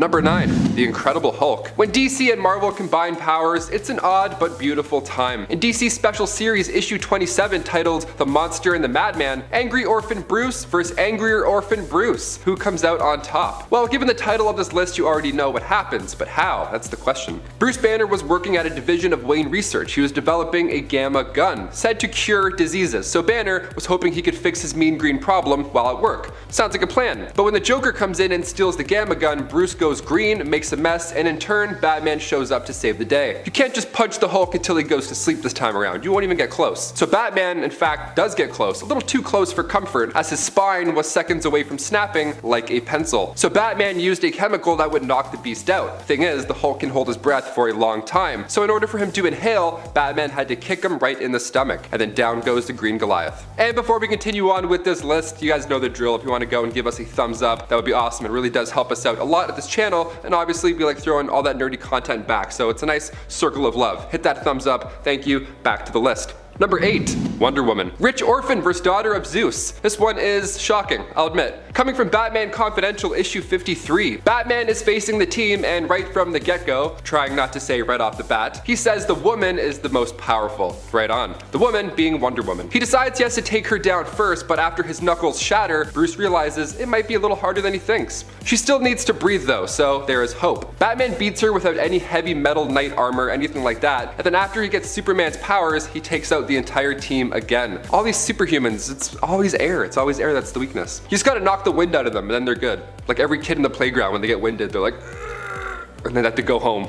Number 7, Green Arrow. Whenever Batman breaks his one rule, it's pretty alarming. He did it a few times in the early comics. I mean, he pushed a guy into acid, he threw another guy into a knife, and then he broke a dude's neck with one kick. It was pretty intense, but nothing comes close to the time that Batman beat Green Arrow half to death just for Superman's birthday. Yeah, hear this one out. This takes place in Superman and Batman's Absolute Power storyline. It takes place in an alternate timeline where Superman and Batman were raised as evil rulers instead of the protectors that they are now. It's a stressful but pretty awesome time, I gotta admit. They're hunting down Green Arrow, and the fight, as you would guess, doesn't last too long. Archer almost gets Superman as well. He comes very close. Clark catches the arrow, and then moments later, Kryptonite explodes out of it. The classic Loki Hawkeye trick. It's good. Always works. Batman gets upset here. He says, hey, if you just hurt him, I'll kill you. So that's pretty crazy for Bruce. That's like 0 to 100 for Bruce Wayne. They brawl it out a bit, and then when Archer goes down, Bruce says, get up, because he wants more. At that point, I would my jeans. That's crazy. He's so angry. Now, this is when Superman flies in and turns Archer into dust with his laser vision. He's telling Green Arrow's corpse to obey or die, so it's very intense. Batman did all the heavy lifting here, and it's even more twisted when you remember that he gave Archer up to Superman as a birthday present.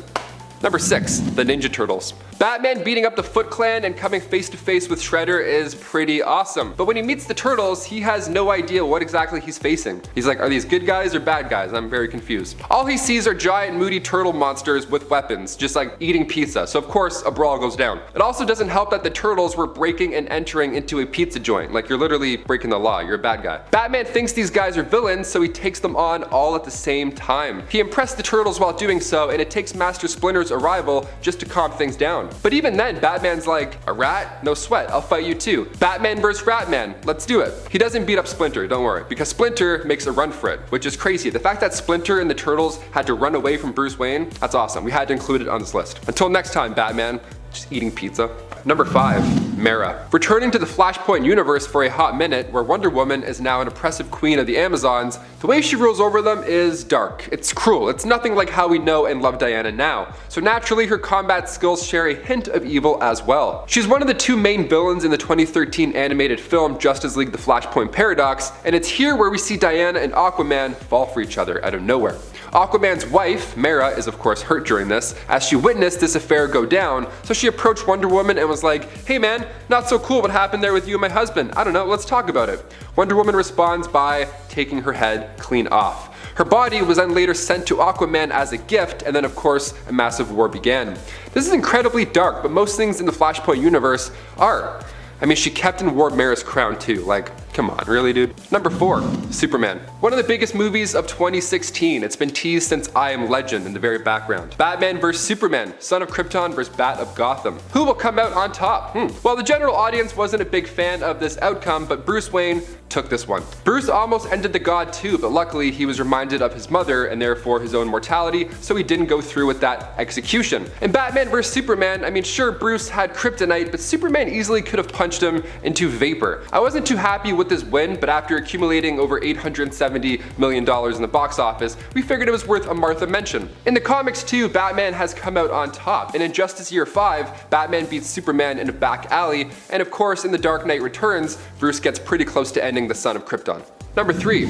Azrael. Right after the 1993 Nightfall storyline when Batman got wrecked by Bane, his back was broken. He decided to pass the Batman mantle to not Dick Grayson, no, instead he chose Jean-Paul Valley, aka Azrael. This guy is a crazy substitute. I mean, his run as Batman wasn't the same at all. Batman wasn't nearly as violent as Azrael. He's also just messy and irresponsible the way he handles things. Not really a great look for Gotham, but we have to admit he is a tad impressive because he did beat Bane with his, advanced Autobot looking suit. So he did a good job on paper. He was a decent successor, but not a permanent one. Once Bruce recovered, he had to physically force Azbat to leave the position. He got too cozy in the crime fighting life, but you know what? I don't blame him. But yeah, as far as being Batman, even the style changes were drastic. He had claws. I don't know, I'm not a big fan of claws. If someone was saving my life from a crime and he had claws looking like that, I would think I'm in more trouble. Number 2.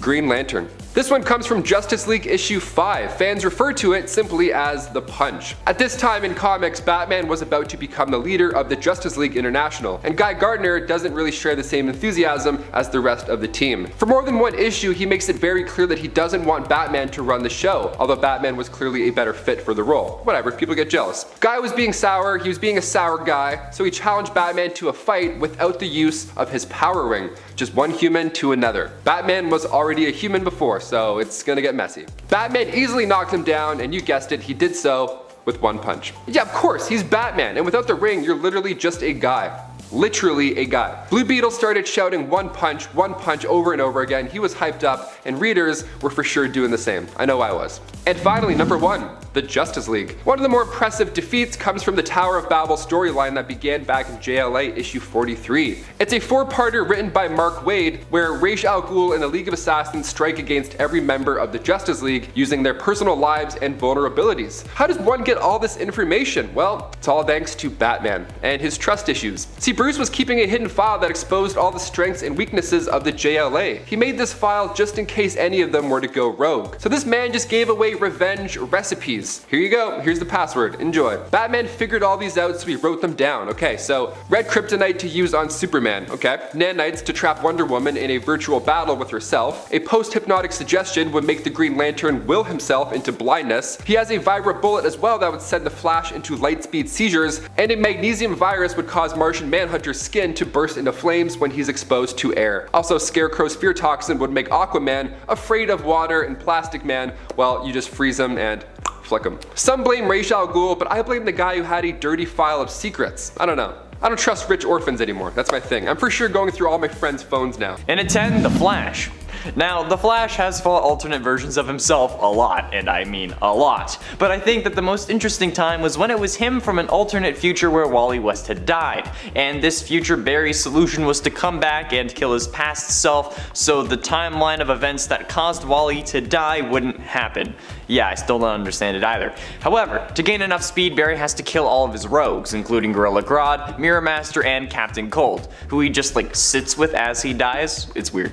I also don't don't get how going on a killing spree helps you gain more speed, but whatever, maybe Reverse Flash did it. He eventually does gain enough speed and runs back in time to try to kill himself. But both the present Barry and a future version of Wally West fight off future Barry, and future Barry gets killed. But before dying, he's able to mutter Thawne in an attempt to explain that Thawne killed his mother. Yeah, gotta love comics, right? They make so much sense. In at 9, Mecha Vibe. I will admit the Flash TV show has gone in some interesting directions recently. However, the most recent season saw Barry lose basically all of his emotions for a time while trying to build an artificial speed force. But this ended up causing Barry to be very logical but also weirdly impulsive, becoming a form of pseudo-villain for a couple episodes. But when choosing to take only Iris out of the Mirrorverse, the team retaliates and tries to stop him. But in the process, Barry absolutely destroys all of them because he literally can predict where a ball will appear before it's thrown. He just puts his hand up and this is a ball that will just bounce in random directions that Cisco throws, and then he doesn't move his hand and catches it. Like, what? Gotta love that speed thinking. And you know, it's not like that would have helped against DeVoe or anything. Gotta love when they introduce new abilities that would have really helped previously, huh? Oh, and that damn copyright neutral lightsaber battle in the finale, seriously? That had to be the most ridiculous bull I've ever seen on this show. Like, I thought Godspeed was gonna pull some like sick ass Zeus bull and like start like grab the lightning and like start throwing it, but no, he made a lightning saber. This show, man. And at 8, Green Arrow. Okay, so during the Elseworlds crossover event, Flash and Green Arrow swapped their powers. So Oliver Queen became the Flash and Barry Allen became the Green Arrow. Yet even with that, Barry was in essence still his old self until he started having to take on a darker personality in order to be the Green Arrow. Before doing this, however, he did finally get his revenge on Oliver after around 6 years. In the very first crossover, Flash vs. Arrow, we saw Oliver training Barry on how to case an environment. He did so by placing remote control crossbows in a field and told Barry to catch an arrow. After he did, the remote control crossbows shot Barry in the back. Literally. Barry, however, got his revenge in Elseworlds where he did the same thing to Oliver on Earth 38, when training Oliver on how to use his speed. I don't know how he got the bows there, because like, I mean, it was another Earth, but it still counts. He also beat the Amazo robot after it had gained the abilities of Green Arrow among others, so that certainly counts as well. And at 7, Other Flashes. When Wally goes berserk and starts killing other speedsters, you know it's gonna be an interesting issue. Yeah, in the Future State storyline, we see some Flashes including Jay Garrick, Barry Allen, and Max Mercury fighting off various thugs with blasters, swords, and futuristic torpedo grenades. But one of the speedsters gets injured and they have to retreat. They later, for some reason, get inside each other's dreams and end up in some psychic plane of existence where Wally ends up finding them somehow. It also seems to be like a version of Wally that's also Black Flash, or like maybe it's Black Flash disguising, I don't know. Either way, this version of Wally absolutely rips through the entire Flash family, feeding on their psychic forms, and honestly, that's enough for me to put it on this list, so just because like I don't want it to happen to me. And at 6, Kid Flash. In season 3 of The Flash, Barry kinda gave up on his responsibilities because he was scared of losing Iris. Like, I get it, the girl you've been pining after for years had finally admitted that she had feelings for you, but then you went and changed the timeline, so losing her would definitely end up sucking. But you don't give all the responsibility of saving her to her little brother, that Godspeed, because you changed the timeline. Damn, season 3 was weird. However, in season 3, episode 12, Barry and Wally have a race to keep Wally's training going. Things seem fairly even until they come to a building that they need to run over. Barry faces through the wall, but since Wally doesn't know how to do that, he has to run over the building. Funny. Wally has to run over a wall.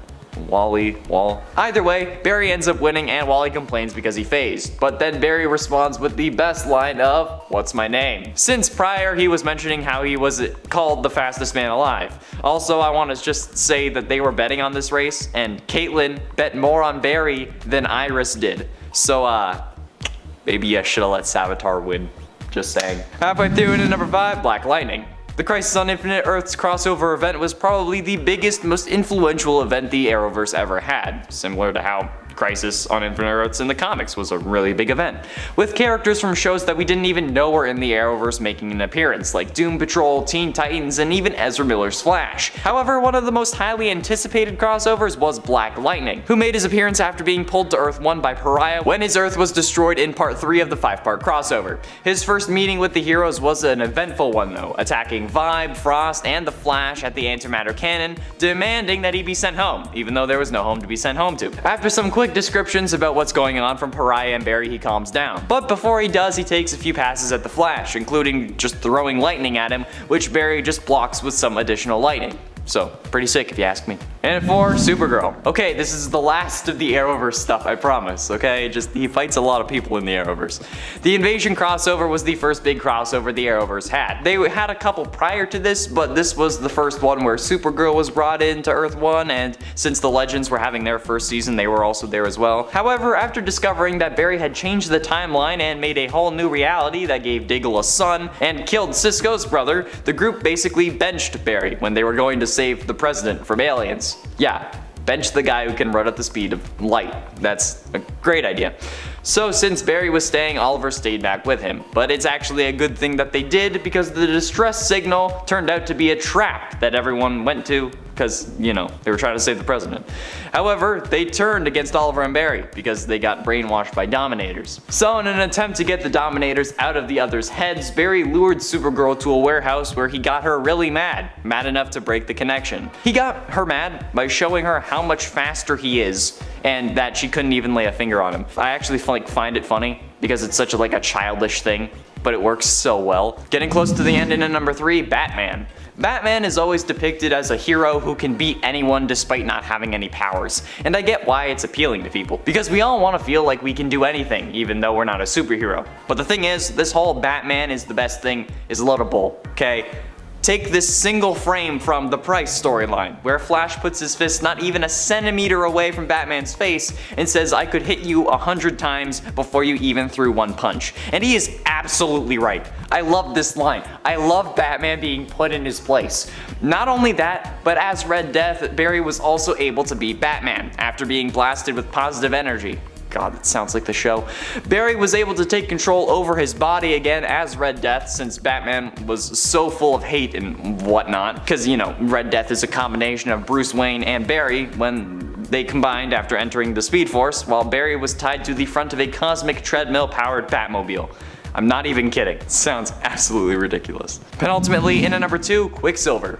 During the Marvel vs. DC crossover comic event, the Flash was pitted against Quicksilver, since he's the Marvel equivalent. However, there are multiple things about these characters that separate them. For instance, Quicksilver's body is always moving quickly, and he has to actually slow himself down in order to talk to people and live like a normal person would, which is why he comes off as short-tempered and easily annoyed, because he's literally slowing down his life for you and can't wait for you to get in the fast lane. However, the Flash and subsequently other DC speedsters only run fast when accessing the Speed Force, so otherwise they're just normal people with high metabolisms. But when pitted against each other, the Flash did understandably come out on top, because while he needs to access the Speed Force to move fast, he's accessing a literal force of nature, so yeah, it makes sense. Finally, in at number 1, Superman. The Flash beats Superman in one of the most iconic moments of all time in comics. The Flash and Superman have faced off on multiple occasions, multiple of which ended in a tie or close to it.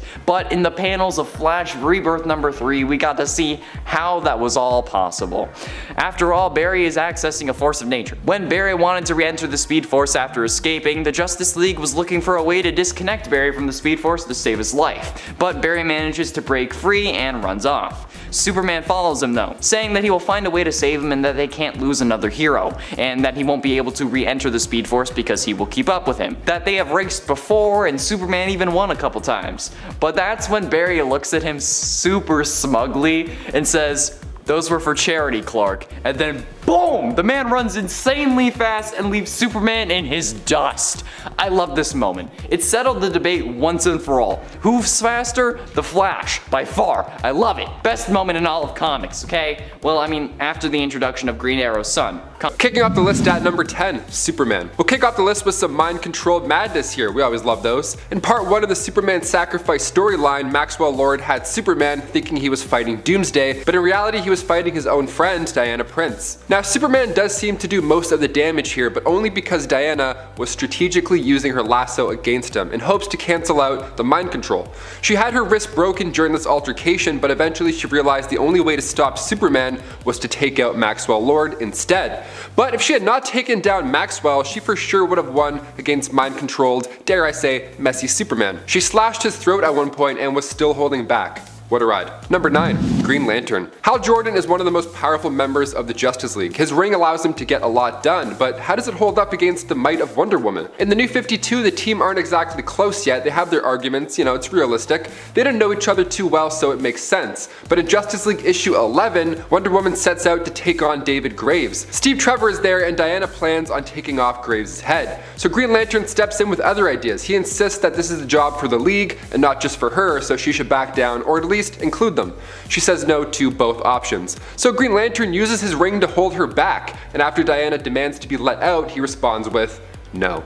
So she breaks out of the ring's construct and throws Green Lantern around for a few pages. She actually tries to use her sword on him at one point, believe it or not, but luckily Superman grabbed it mid-swing. That was a close call, Diana, a little too close for comfort. And before we continue with this list, if you want to go ahead and give us a thumbs up, that would be awesome. It really does help us out here on our channel, and then in turn we can bring you all the nerdy goodness and put it back into your eyes. Thank you so much for your support. Now let's get right back to this list. Number 8. Power Girl. In Wonder Woman issue 41, A Murder of Crows Part 2, we see Power Girl and Wonder Woman go toe-to-toe. This nightmare becomes reality when the son of Ares, the Crows, turns superheroes against Wonder Woman, including Power Girl. At the start of the comic, Wonder Woman even acknowledges that this isn't going the way she thought it was. She's getting quite a few hits from Power Girl. Now, it's fun to watch. I mean, Power Girl literally punches Diana so hard that she ends up in Canada, which is amazing. Karens are tough. She's probably the toughest Karen out there, I would say so. But Wonder Woman quickly reminds herself that she too has super speed. She's good, but she's no Amazon. Number 7. Supergirl. Hell on Earth is a Superman storyline beginning with Superman Volume 3 issue 13, and as the title suggests, Hellspawn arrives to Earth and kicks Superboy and Superman out of the Fortress of Solitude, so now they need help from the Justice League in stopping him. Hell's idea here is to go back in time and prevent the destruction of Krypton, but in order to do so, our solar system will be blown to smithereens. Nice. Hashtag not so great. Supergirl is on board with Hell's plan to, bring back Krypton, so Wonder Woman knows that she must stop her. Diana reminds her that strength is not simply about force, but rather from studying your opponent and how they fight. She continues to tell Kara that she fights like a child, wasting energy and lashing out. That's a pretty harsh burn. So Diana ties her up then with a lasso and hopes that Supergirl can learn from this. Closely matched in strength and speed, but not experience. Number 6. Batman. On screen we saw Batman and Superman go at it. It was a good time, but we have yet to see Batman fight Wonder Woman, and that's probably for the best. In Wonder Woman the Hikatia, released in 2002, during this storyline Batman gets on Diana's radar after somebody Wonder Woman was in charge of protecting turns out to be a criminal in Gotham City, so Batman has a few choice words to say. That's his city and he handles the crime around those parts. Diana disagrees, so now we get a heated exchange. Lucky for us, it's pretty epic. Batman throws a batarang and Diana catches it. It's always an entertaining dynamic when two superheroes have different plans. Now the only way for Diana to stop beating down Bruce was for Batman to tell her that she's straight up won. He surrenders, which is insane. The cover of the story is actually pretty spoilery. It shows Wonder Woman's foot on Batman's head, which we don't see play out until page 93. But it's still worth the read nonetheless. Check it out. Number 5. The Punisher. I would pay thousands of dollars to see this on screen. No problem. Debit. Boop. Punisher Batman Deadly Nights, written by Chuck Dixon. We get to see John Romita Jr. draw Batman during his 37 years at Marvel Comics, which is amazing. So both of these heroes were on the same side, more or less. They wanted bad guys off the street, but the way that Frank Castle does that, by spraying, a plethora of bullets, Batman likes to break an arm or two, so they're a little bit different. So they get into a disagreement over Batman's one rule, and Frank is moments away from taking out the Joker, and then Batman intervenes and saves the Joker's life, which is kind of crazy. Batman lets Frank connect one hit to the face because he was frustrated, but one is all he'll get tonight. Number 4. Captain Atom. In Injustice Gods Among Us issue 2, Captain Atom is keeping Superman busy. He's holding the god down by using his nuclear energy. And he's actually doing a pretty decent job here, I'm not gonna lie. The Pentagon thinks that Nathaniel can take Superman on, but he's never tried to before until now, because he knows, he follows orders, unlike some other gods. It's a heated exchange, but it comes to an explosive halt once Diana enters the scene. Right before Captain Atom is about to punch Superman's head right off, Wonder Woman uses her sword to slash at his throat. He's standing there afterwards, but everybody knows what's about to happen. He has more power in him than 10 nuclear bombs, and her magic sword just breached the one thing that contains it. So he decides to take Superman with him as he flies off and explodes in space. Number 3. Huntress. Back to the Injustice timeline yet again. Looking into year 3, issue 21. The world is far from bright. Superman is hurt, so Huntress believes that this is the perfect time to take a crack at the son of Krypton. Batwoman is also there, so the two of them perform a well-choreographed cranial kick, and down he goes. They genuinely have him on their ropes here. It's looking good, but then in comes the bestie Wonder Woman. Not on her watch, oh god. Diana explains how fighting for a lost cause doesn't make you a hero, it just makes you foolish. Huntress responds with, well, we'd rather die fools than belong to a tyrant, and then Diana makes that a reality by cracking her whip around Huntress's neck and giving a mighty tug. She got Gwen Stacy'd by Wonder Woman, guys, that's brutal. She says she didn't mean to, but at that point it's far too late, doesn't matter. Number 2, the Justice League. Perhaps one of the best victories here has to be the time Diana blindfolded herself in order to take on Medusa. Yeah, you heard me. Shut your eyes for this one, folks. This one goes down in Wonder Woman Eyes of the Gorgon, beginning in Wonder Woman Volume 2, issue 206. Diana is challenged to take on Snakehead Sally over here, so at first she blindfolds herself, obviously, but when the blindfold comes off, she needs a new plan, so she improvises and uses one of the snakes from her head that had been severed off, and she uses its venom to blind herself. That's one way of not looking. She takes down Medusa blind. It's actually really impressive, but it only gets better. A couple of issues later, Diana, still blind, begins training with the Justice League. They need to know she's still a formidable member, so like the final scene of Dodgeball, she wraps up her eyes, and so it begins. Plastic Man, The Flash, Black Canary, Martian Manhunter, even Batman comes in at one point, all racing towards her, and she takes them all on. Superman even fires a gun at her, like okay, but she deflects it, no sweat, still blind. How impressive is that? And finally coming in at number 1, the Justice League again. Another one, here you go. Yeah, it's pretty common for superheroes to think about taking down their own teammates. Batman did it in Tower of Babel. He had all these plans just in case anybody on the team went a little psycho. And then in JLA, A League of One, Diana has to face a similar situation. The story begins with a flashback to 1348, where the evil dragon, Dracul Carfang, has started wiping out villages. Now the only way to destroy said dragon is of course to get to its heart. How soft and lovely. Soldiers reach the dragon's lair, fail at killing it obviously, so then they just blow the entrance apart and seal it in forever until, you guessed it, today, present day. So the rules with how to defeat this dragon are complicated because it can only be taken down by members of the Justice League, but in turn it would take them out in the process. So Diana figures out this wild loophole and takes the team down herself in order to protect them. Yeah, hear me out. She traps Martian Manhunter in a volcano, she throws Aquaman to the fishes, hilariously, he gets eaten by a sea monster, and then she beats up Batman and the Flash. She also steals Green Lantern's ring, which is just rude. She handles Superman as well by sending him away on a fake mission in space, so he's just away, not even involved. And then she handles the dragon with her lasso, almost dying in the process, but you gotta do what you gotta do. Even if that includes throwing your coworker into a sea monster's trout. What can I say? That's teamwork. Teamwork makes the dream work. Number 10. Jason Todd's worst fear. Probably one of the most heartbreaking moments for me in recent years in terms of DC Comics happened during Three Jokers. Batman 3 Jokers, so pretty recently. I'm still not really sure why people don't like this comic. I thought the story by Jeff Johns and artist Jason Fabok was well worth the multi-year wait myself. It was suspenseful, it was mysterious, and it was just stunning. And honestly, every time I go back to it, I find something new that I like about it. Sure, the middle act in issue number 2 lagged a bit, but otherwise this comic to me was pretty flawless, other than a few minor plot hole issues in my opinion. Also the raccoon. Ah! And despite the lag in issue number 2, it still had one of the most heartbreaking moments for me, which occurred when Jason as Red Hood chose to strike out on his own and ended up finding a pool filled with failed attempts at creating the next Joker, which in and of itself is another kind of brutal. At one point the Three Jokers implied that Jason actually might be the best candidate to become the next Joker, but decide that he's simply not smart enough to take up the mantle. Ouch. Instead, they once more beat him to within an inch of his life with a crowbar, with one of the Jokers, implied to be the Joker who first did this to Jason way back when, commenting on how the second time was even more fun than the first. It gets especially brutal and heart-wrenching when Batgirl and Batman arrive on the scene to rescue him and he lashes out at them. Especially when Babs just comes in and gives him a hug and she's like, I just want to make sure you're safe. Number 9. The Dark Knight strikes again.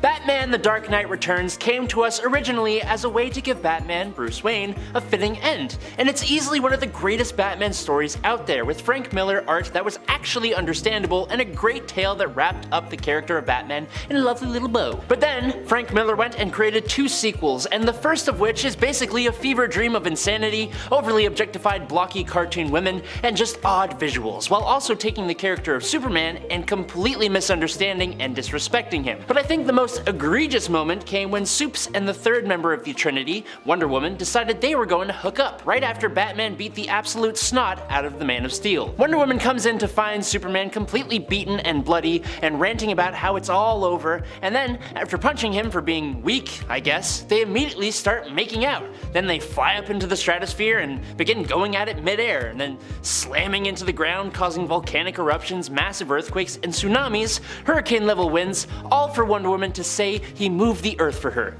Wow, so poetic. And then she exclaims she is pregnant now, and they decide to get a bite to eat, but they sure are heroic. And friends, before we move on to our next spot on this list, if you love what we do here, why not show us you love us by clicking that subscribe button? Helps us out, helps you to stay in the know, it's a win-win. Click the subscribe button! Do it! God! Number 8, Black Canary. Although Black Canary ultimately prevents the fight from coming to a close in the Injustice universe, Harley is definitely about to win when this happens, and would have been crowned victor. I mean, after all, she is mid-swing with her hammer just coming down almost on Black Canary's head there. However, Black Canary at the moment of her demise halts the fight as she's about to be sick to her stomach. Harley, recognizing Black Canary's morning sickness as a symptom of her being pregnant, decides to call the whole thing off, refusing to fight someone who is pregnant due to her own history. Although a moment ago, Harley was ready to smash Black Canary's head in with her giant hammer, now the two women bond over their shared experience. It turns out that while Black Canary is pregnant with the now deceased Green Arrow's child, Harley was once pregnant and gave birth to the Joker's child in secret. Honestly, this is like a really fun fight that also just turns into like a really heartfelt moment, which is kind of great. Number 7, Jericho vs. Vigilante. Okay, so I did talk about this one for brutal villain defeats, but I had no idea this moment happened before, so if we're talking about brutal DC moments we never saw coming, this one for sure hits the mark for me. Joey Wilson, aka Jericho, is the son of the infamous assassin Deathstroke the Destroyer, but despite that fact, Jericho made almost every effort to be a hero, and he was one. He was even a member of the Teen Titans, the team that consistently stands against his own dad. Now Jericho has the ability, granted to him by the same method that granted his dad his abilities, to transfer his consciousness into the body of another using eye contact and take control of them, effectively possessing them. And it was pretty powerful. He could control some pretty strong beings. Unfortunately, every time he did this, a small shred of the individual psyche remained in his head. At first, it was nothing that he couldn't deal with, just 1 or 2 psyches, but over time, possessing multiple people, he had so many psyches floating through his head that it drove him insane. Now the rogue anti-hero known as Vigilante took on the responsibility of stopping Jericho, and where Vigilante originally planned to just go the quick route and completely end Jericho, Jericho's sister stood firm that her brother was a good person at heart and should not lose his life. Vigilante heard her out and decided to not deal with this threat in a lethal way. Instead, after Jericho was captured and in the back of a police vehicle, Vigilante paid the guy a visit and just completely took Jericho's eyes from his head. It eliminated the threat of Jericho's powers, sure, but I can probably think of a dozen different ways that this course of action could have been averted. Number 6, Joker's payback. Seriously? The Joker? I mean, what is wrong with this guy? Another horrible moment that haunts me. In fact, this whole story haunts me, not just this one moment, which comes from Brian Azzarello's The Joker. This story follows Johnny Frost, who was tasked with going to pick up the Joker after he's been released from prison. Finally out of the clink, Joker returns to check up on some old friends and old businesses. One of his first stops is a bar, and business where Harley Quinn has been dancing while he was away. Not appreciating that Harley has gotten involved in this kind of business, Joker decides to take it out on the man running the establishment by skinning him alive, much to Frost's horror. Although, to be honest, this is really only the beginning, and things only get much worse from there, especially from Johnny's perspective. Number 5, Abandoned at the Altar. The wedding of Batman and Catwoman was a big frickin' deal. It was teased at and built up for a long time. Fans were genuinely excited to see it happen and to see what could come next after the fact. A kid of Selena Kyle and Bruce Wayne?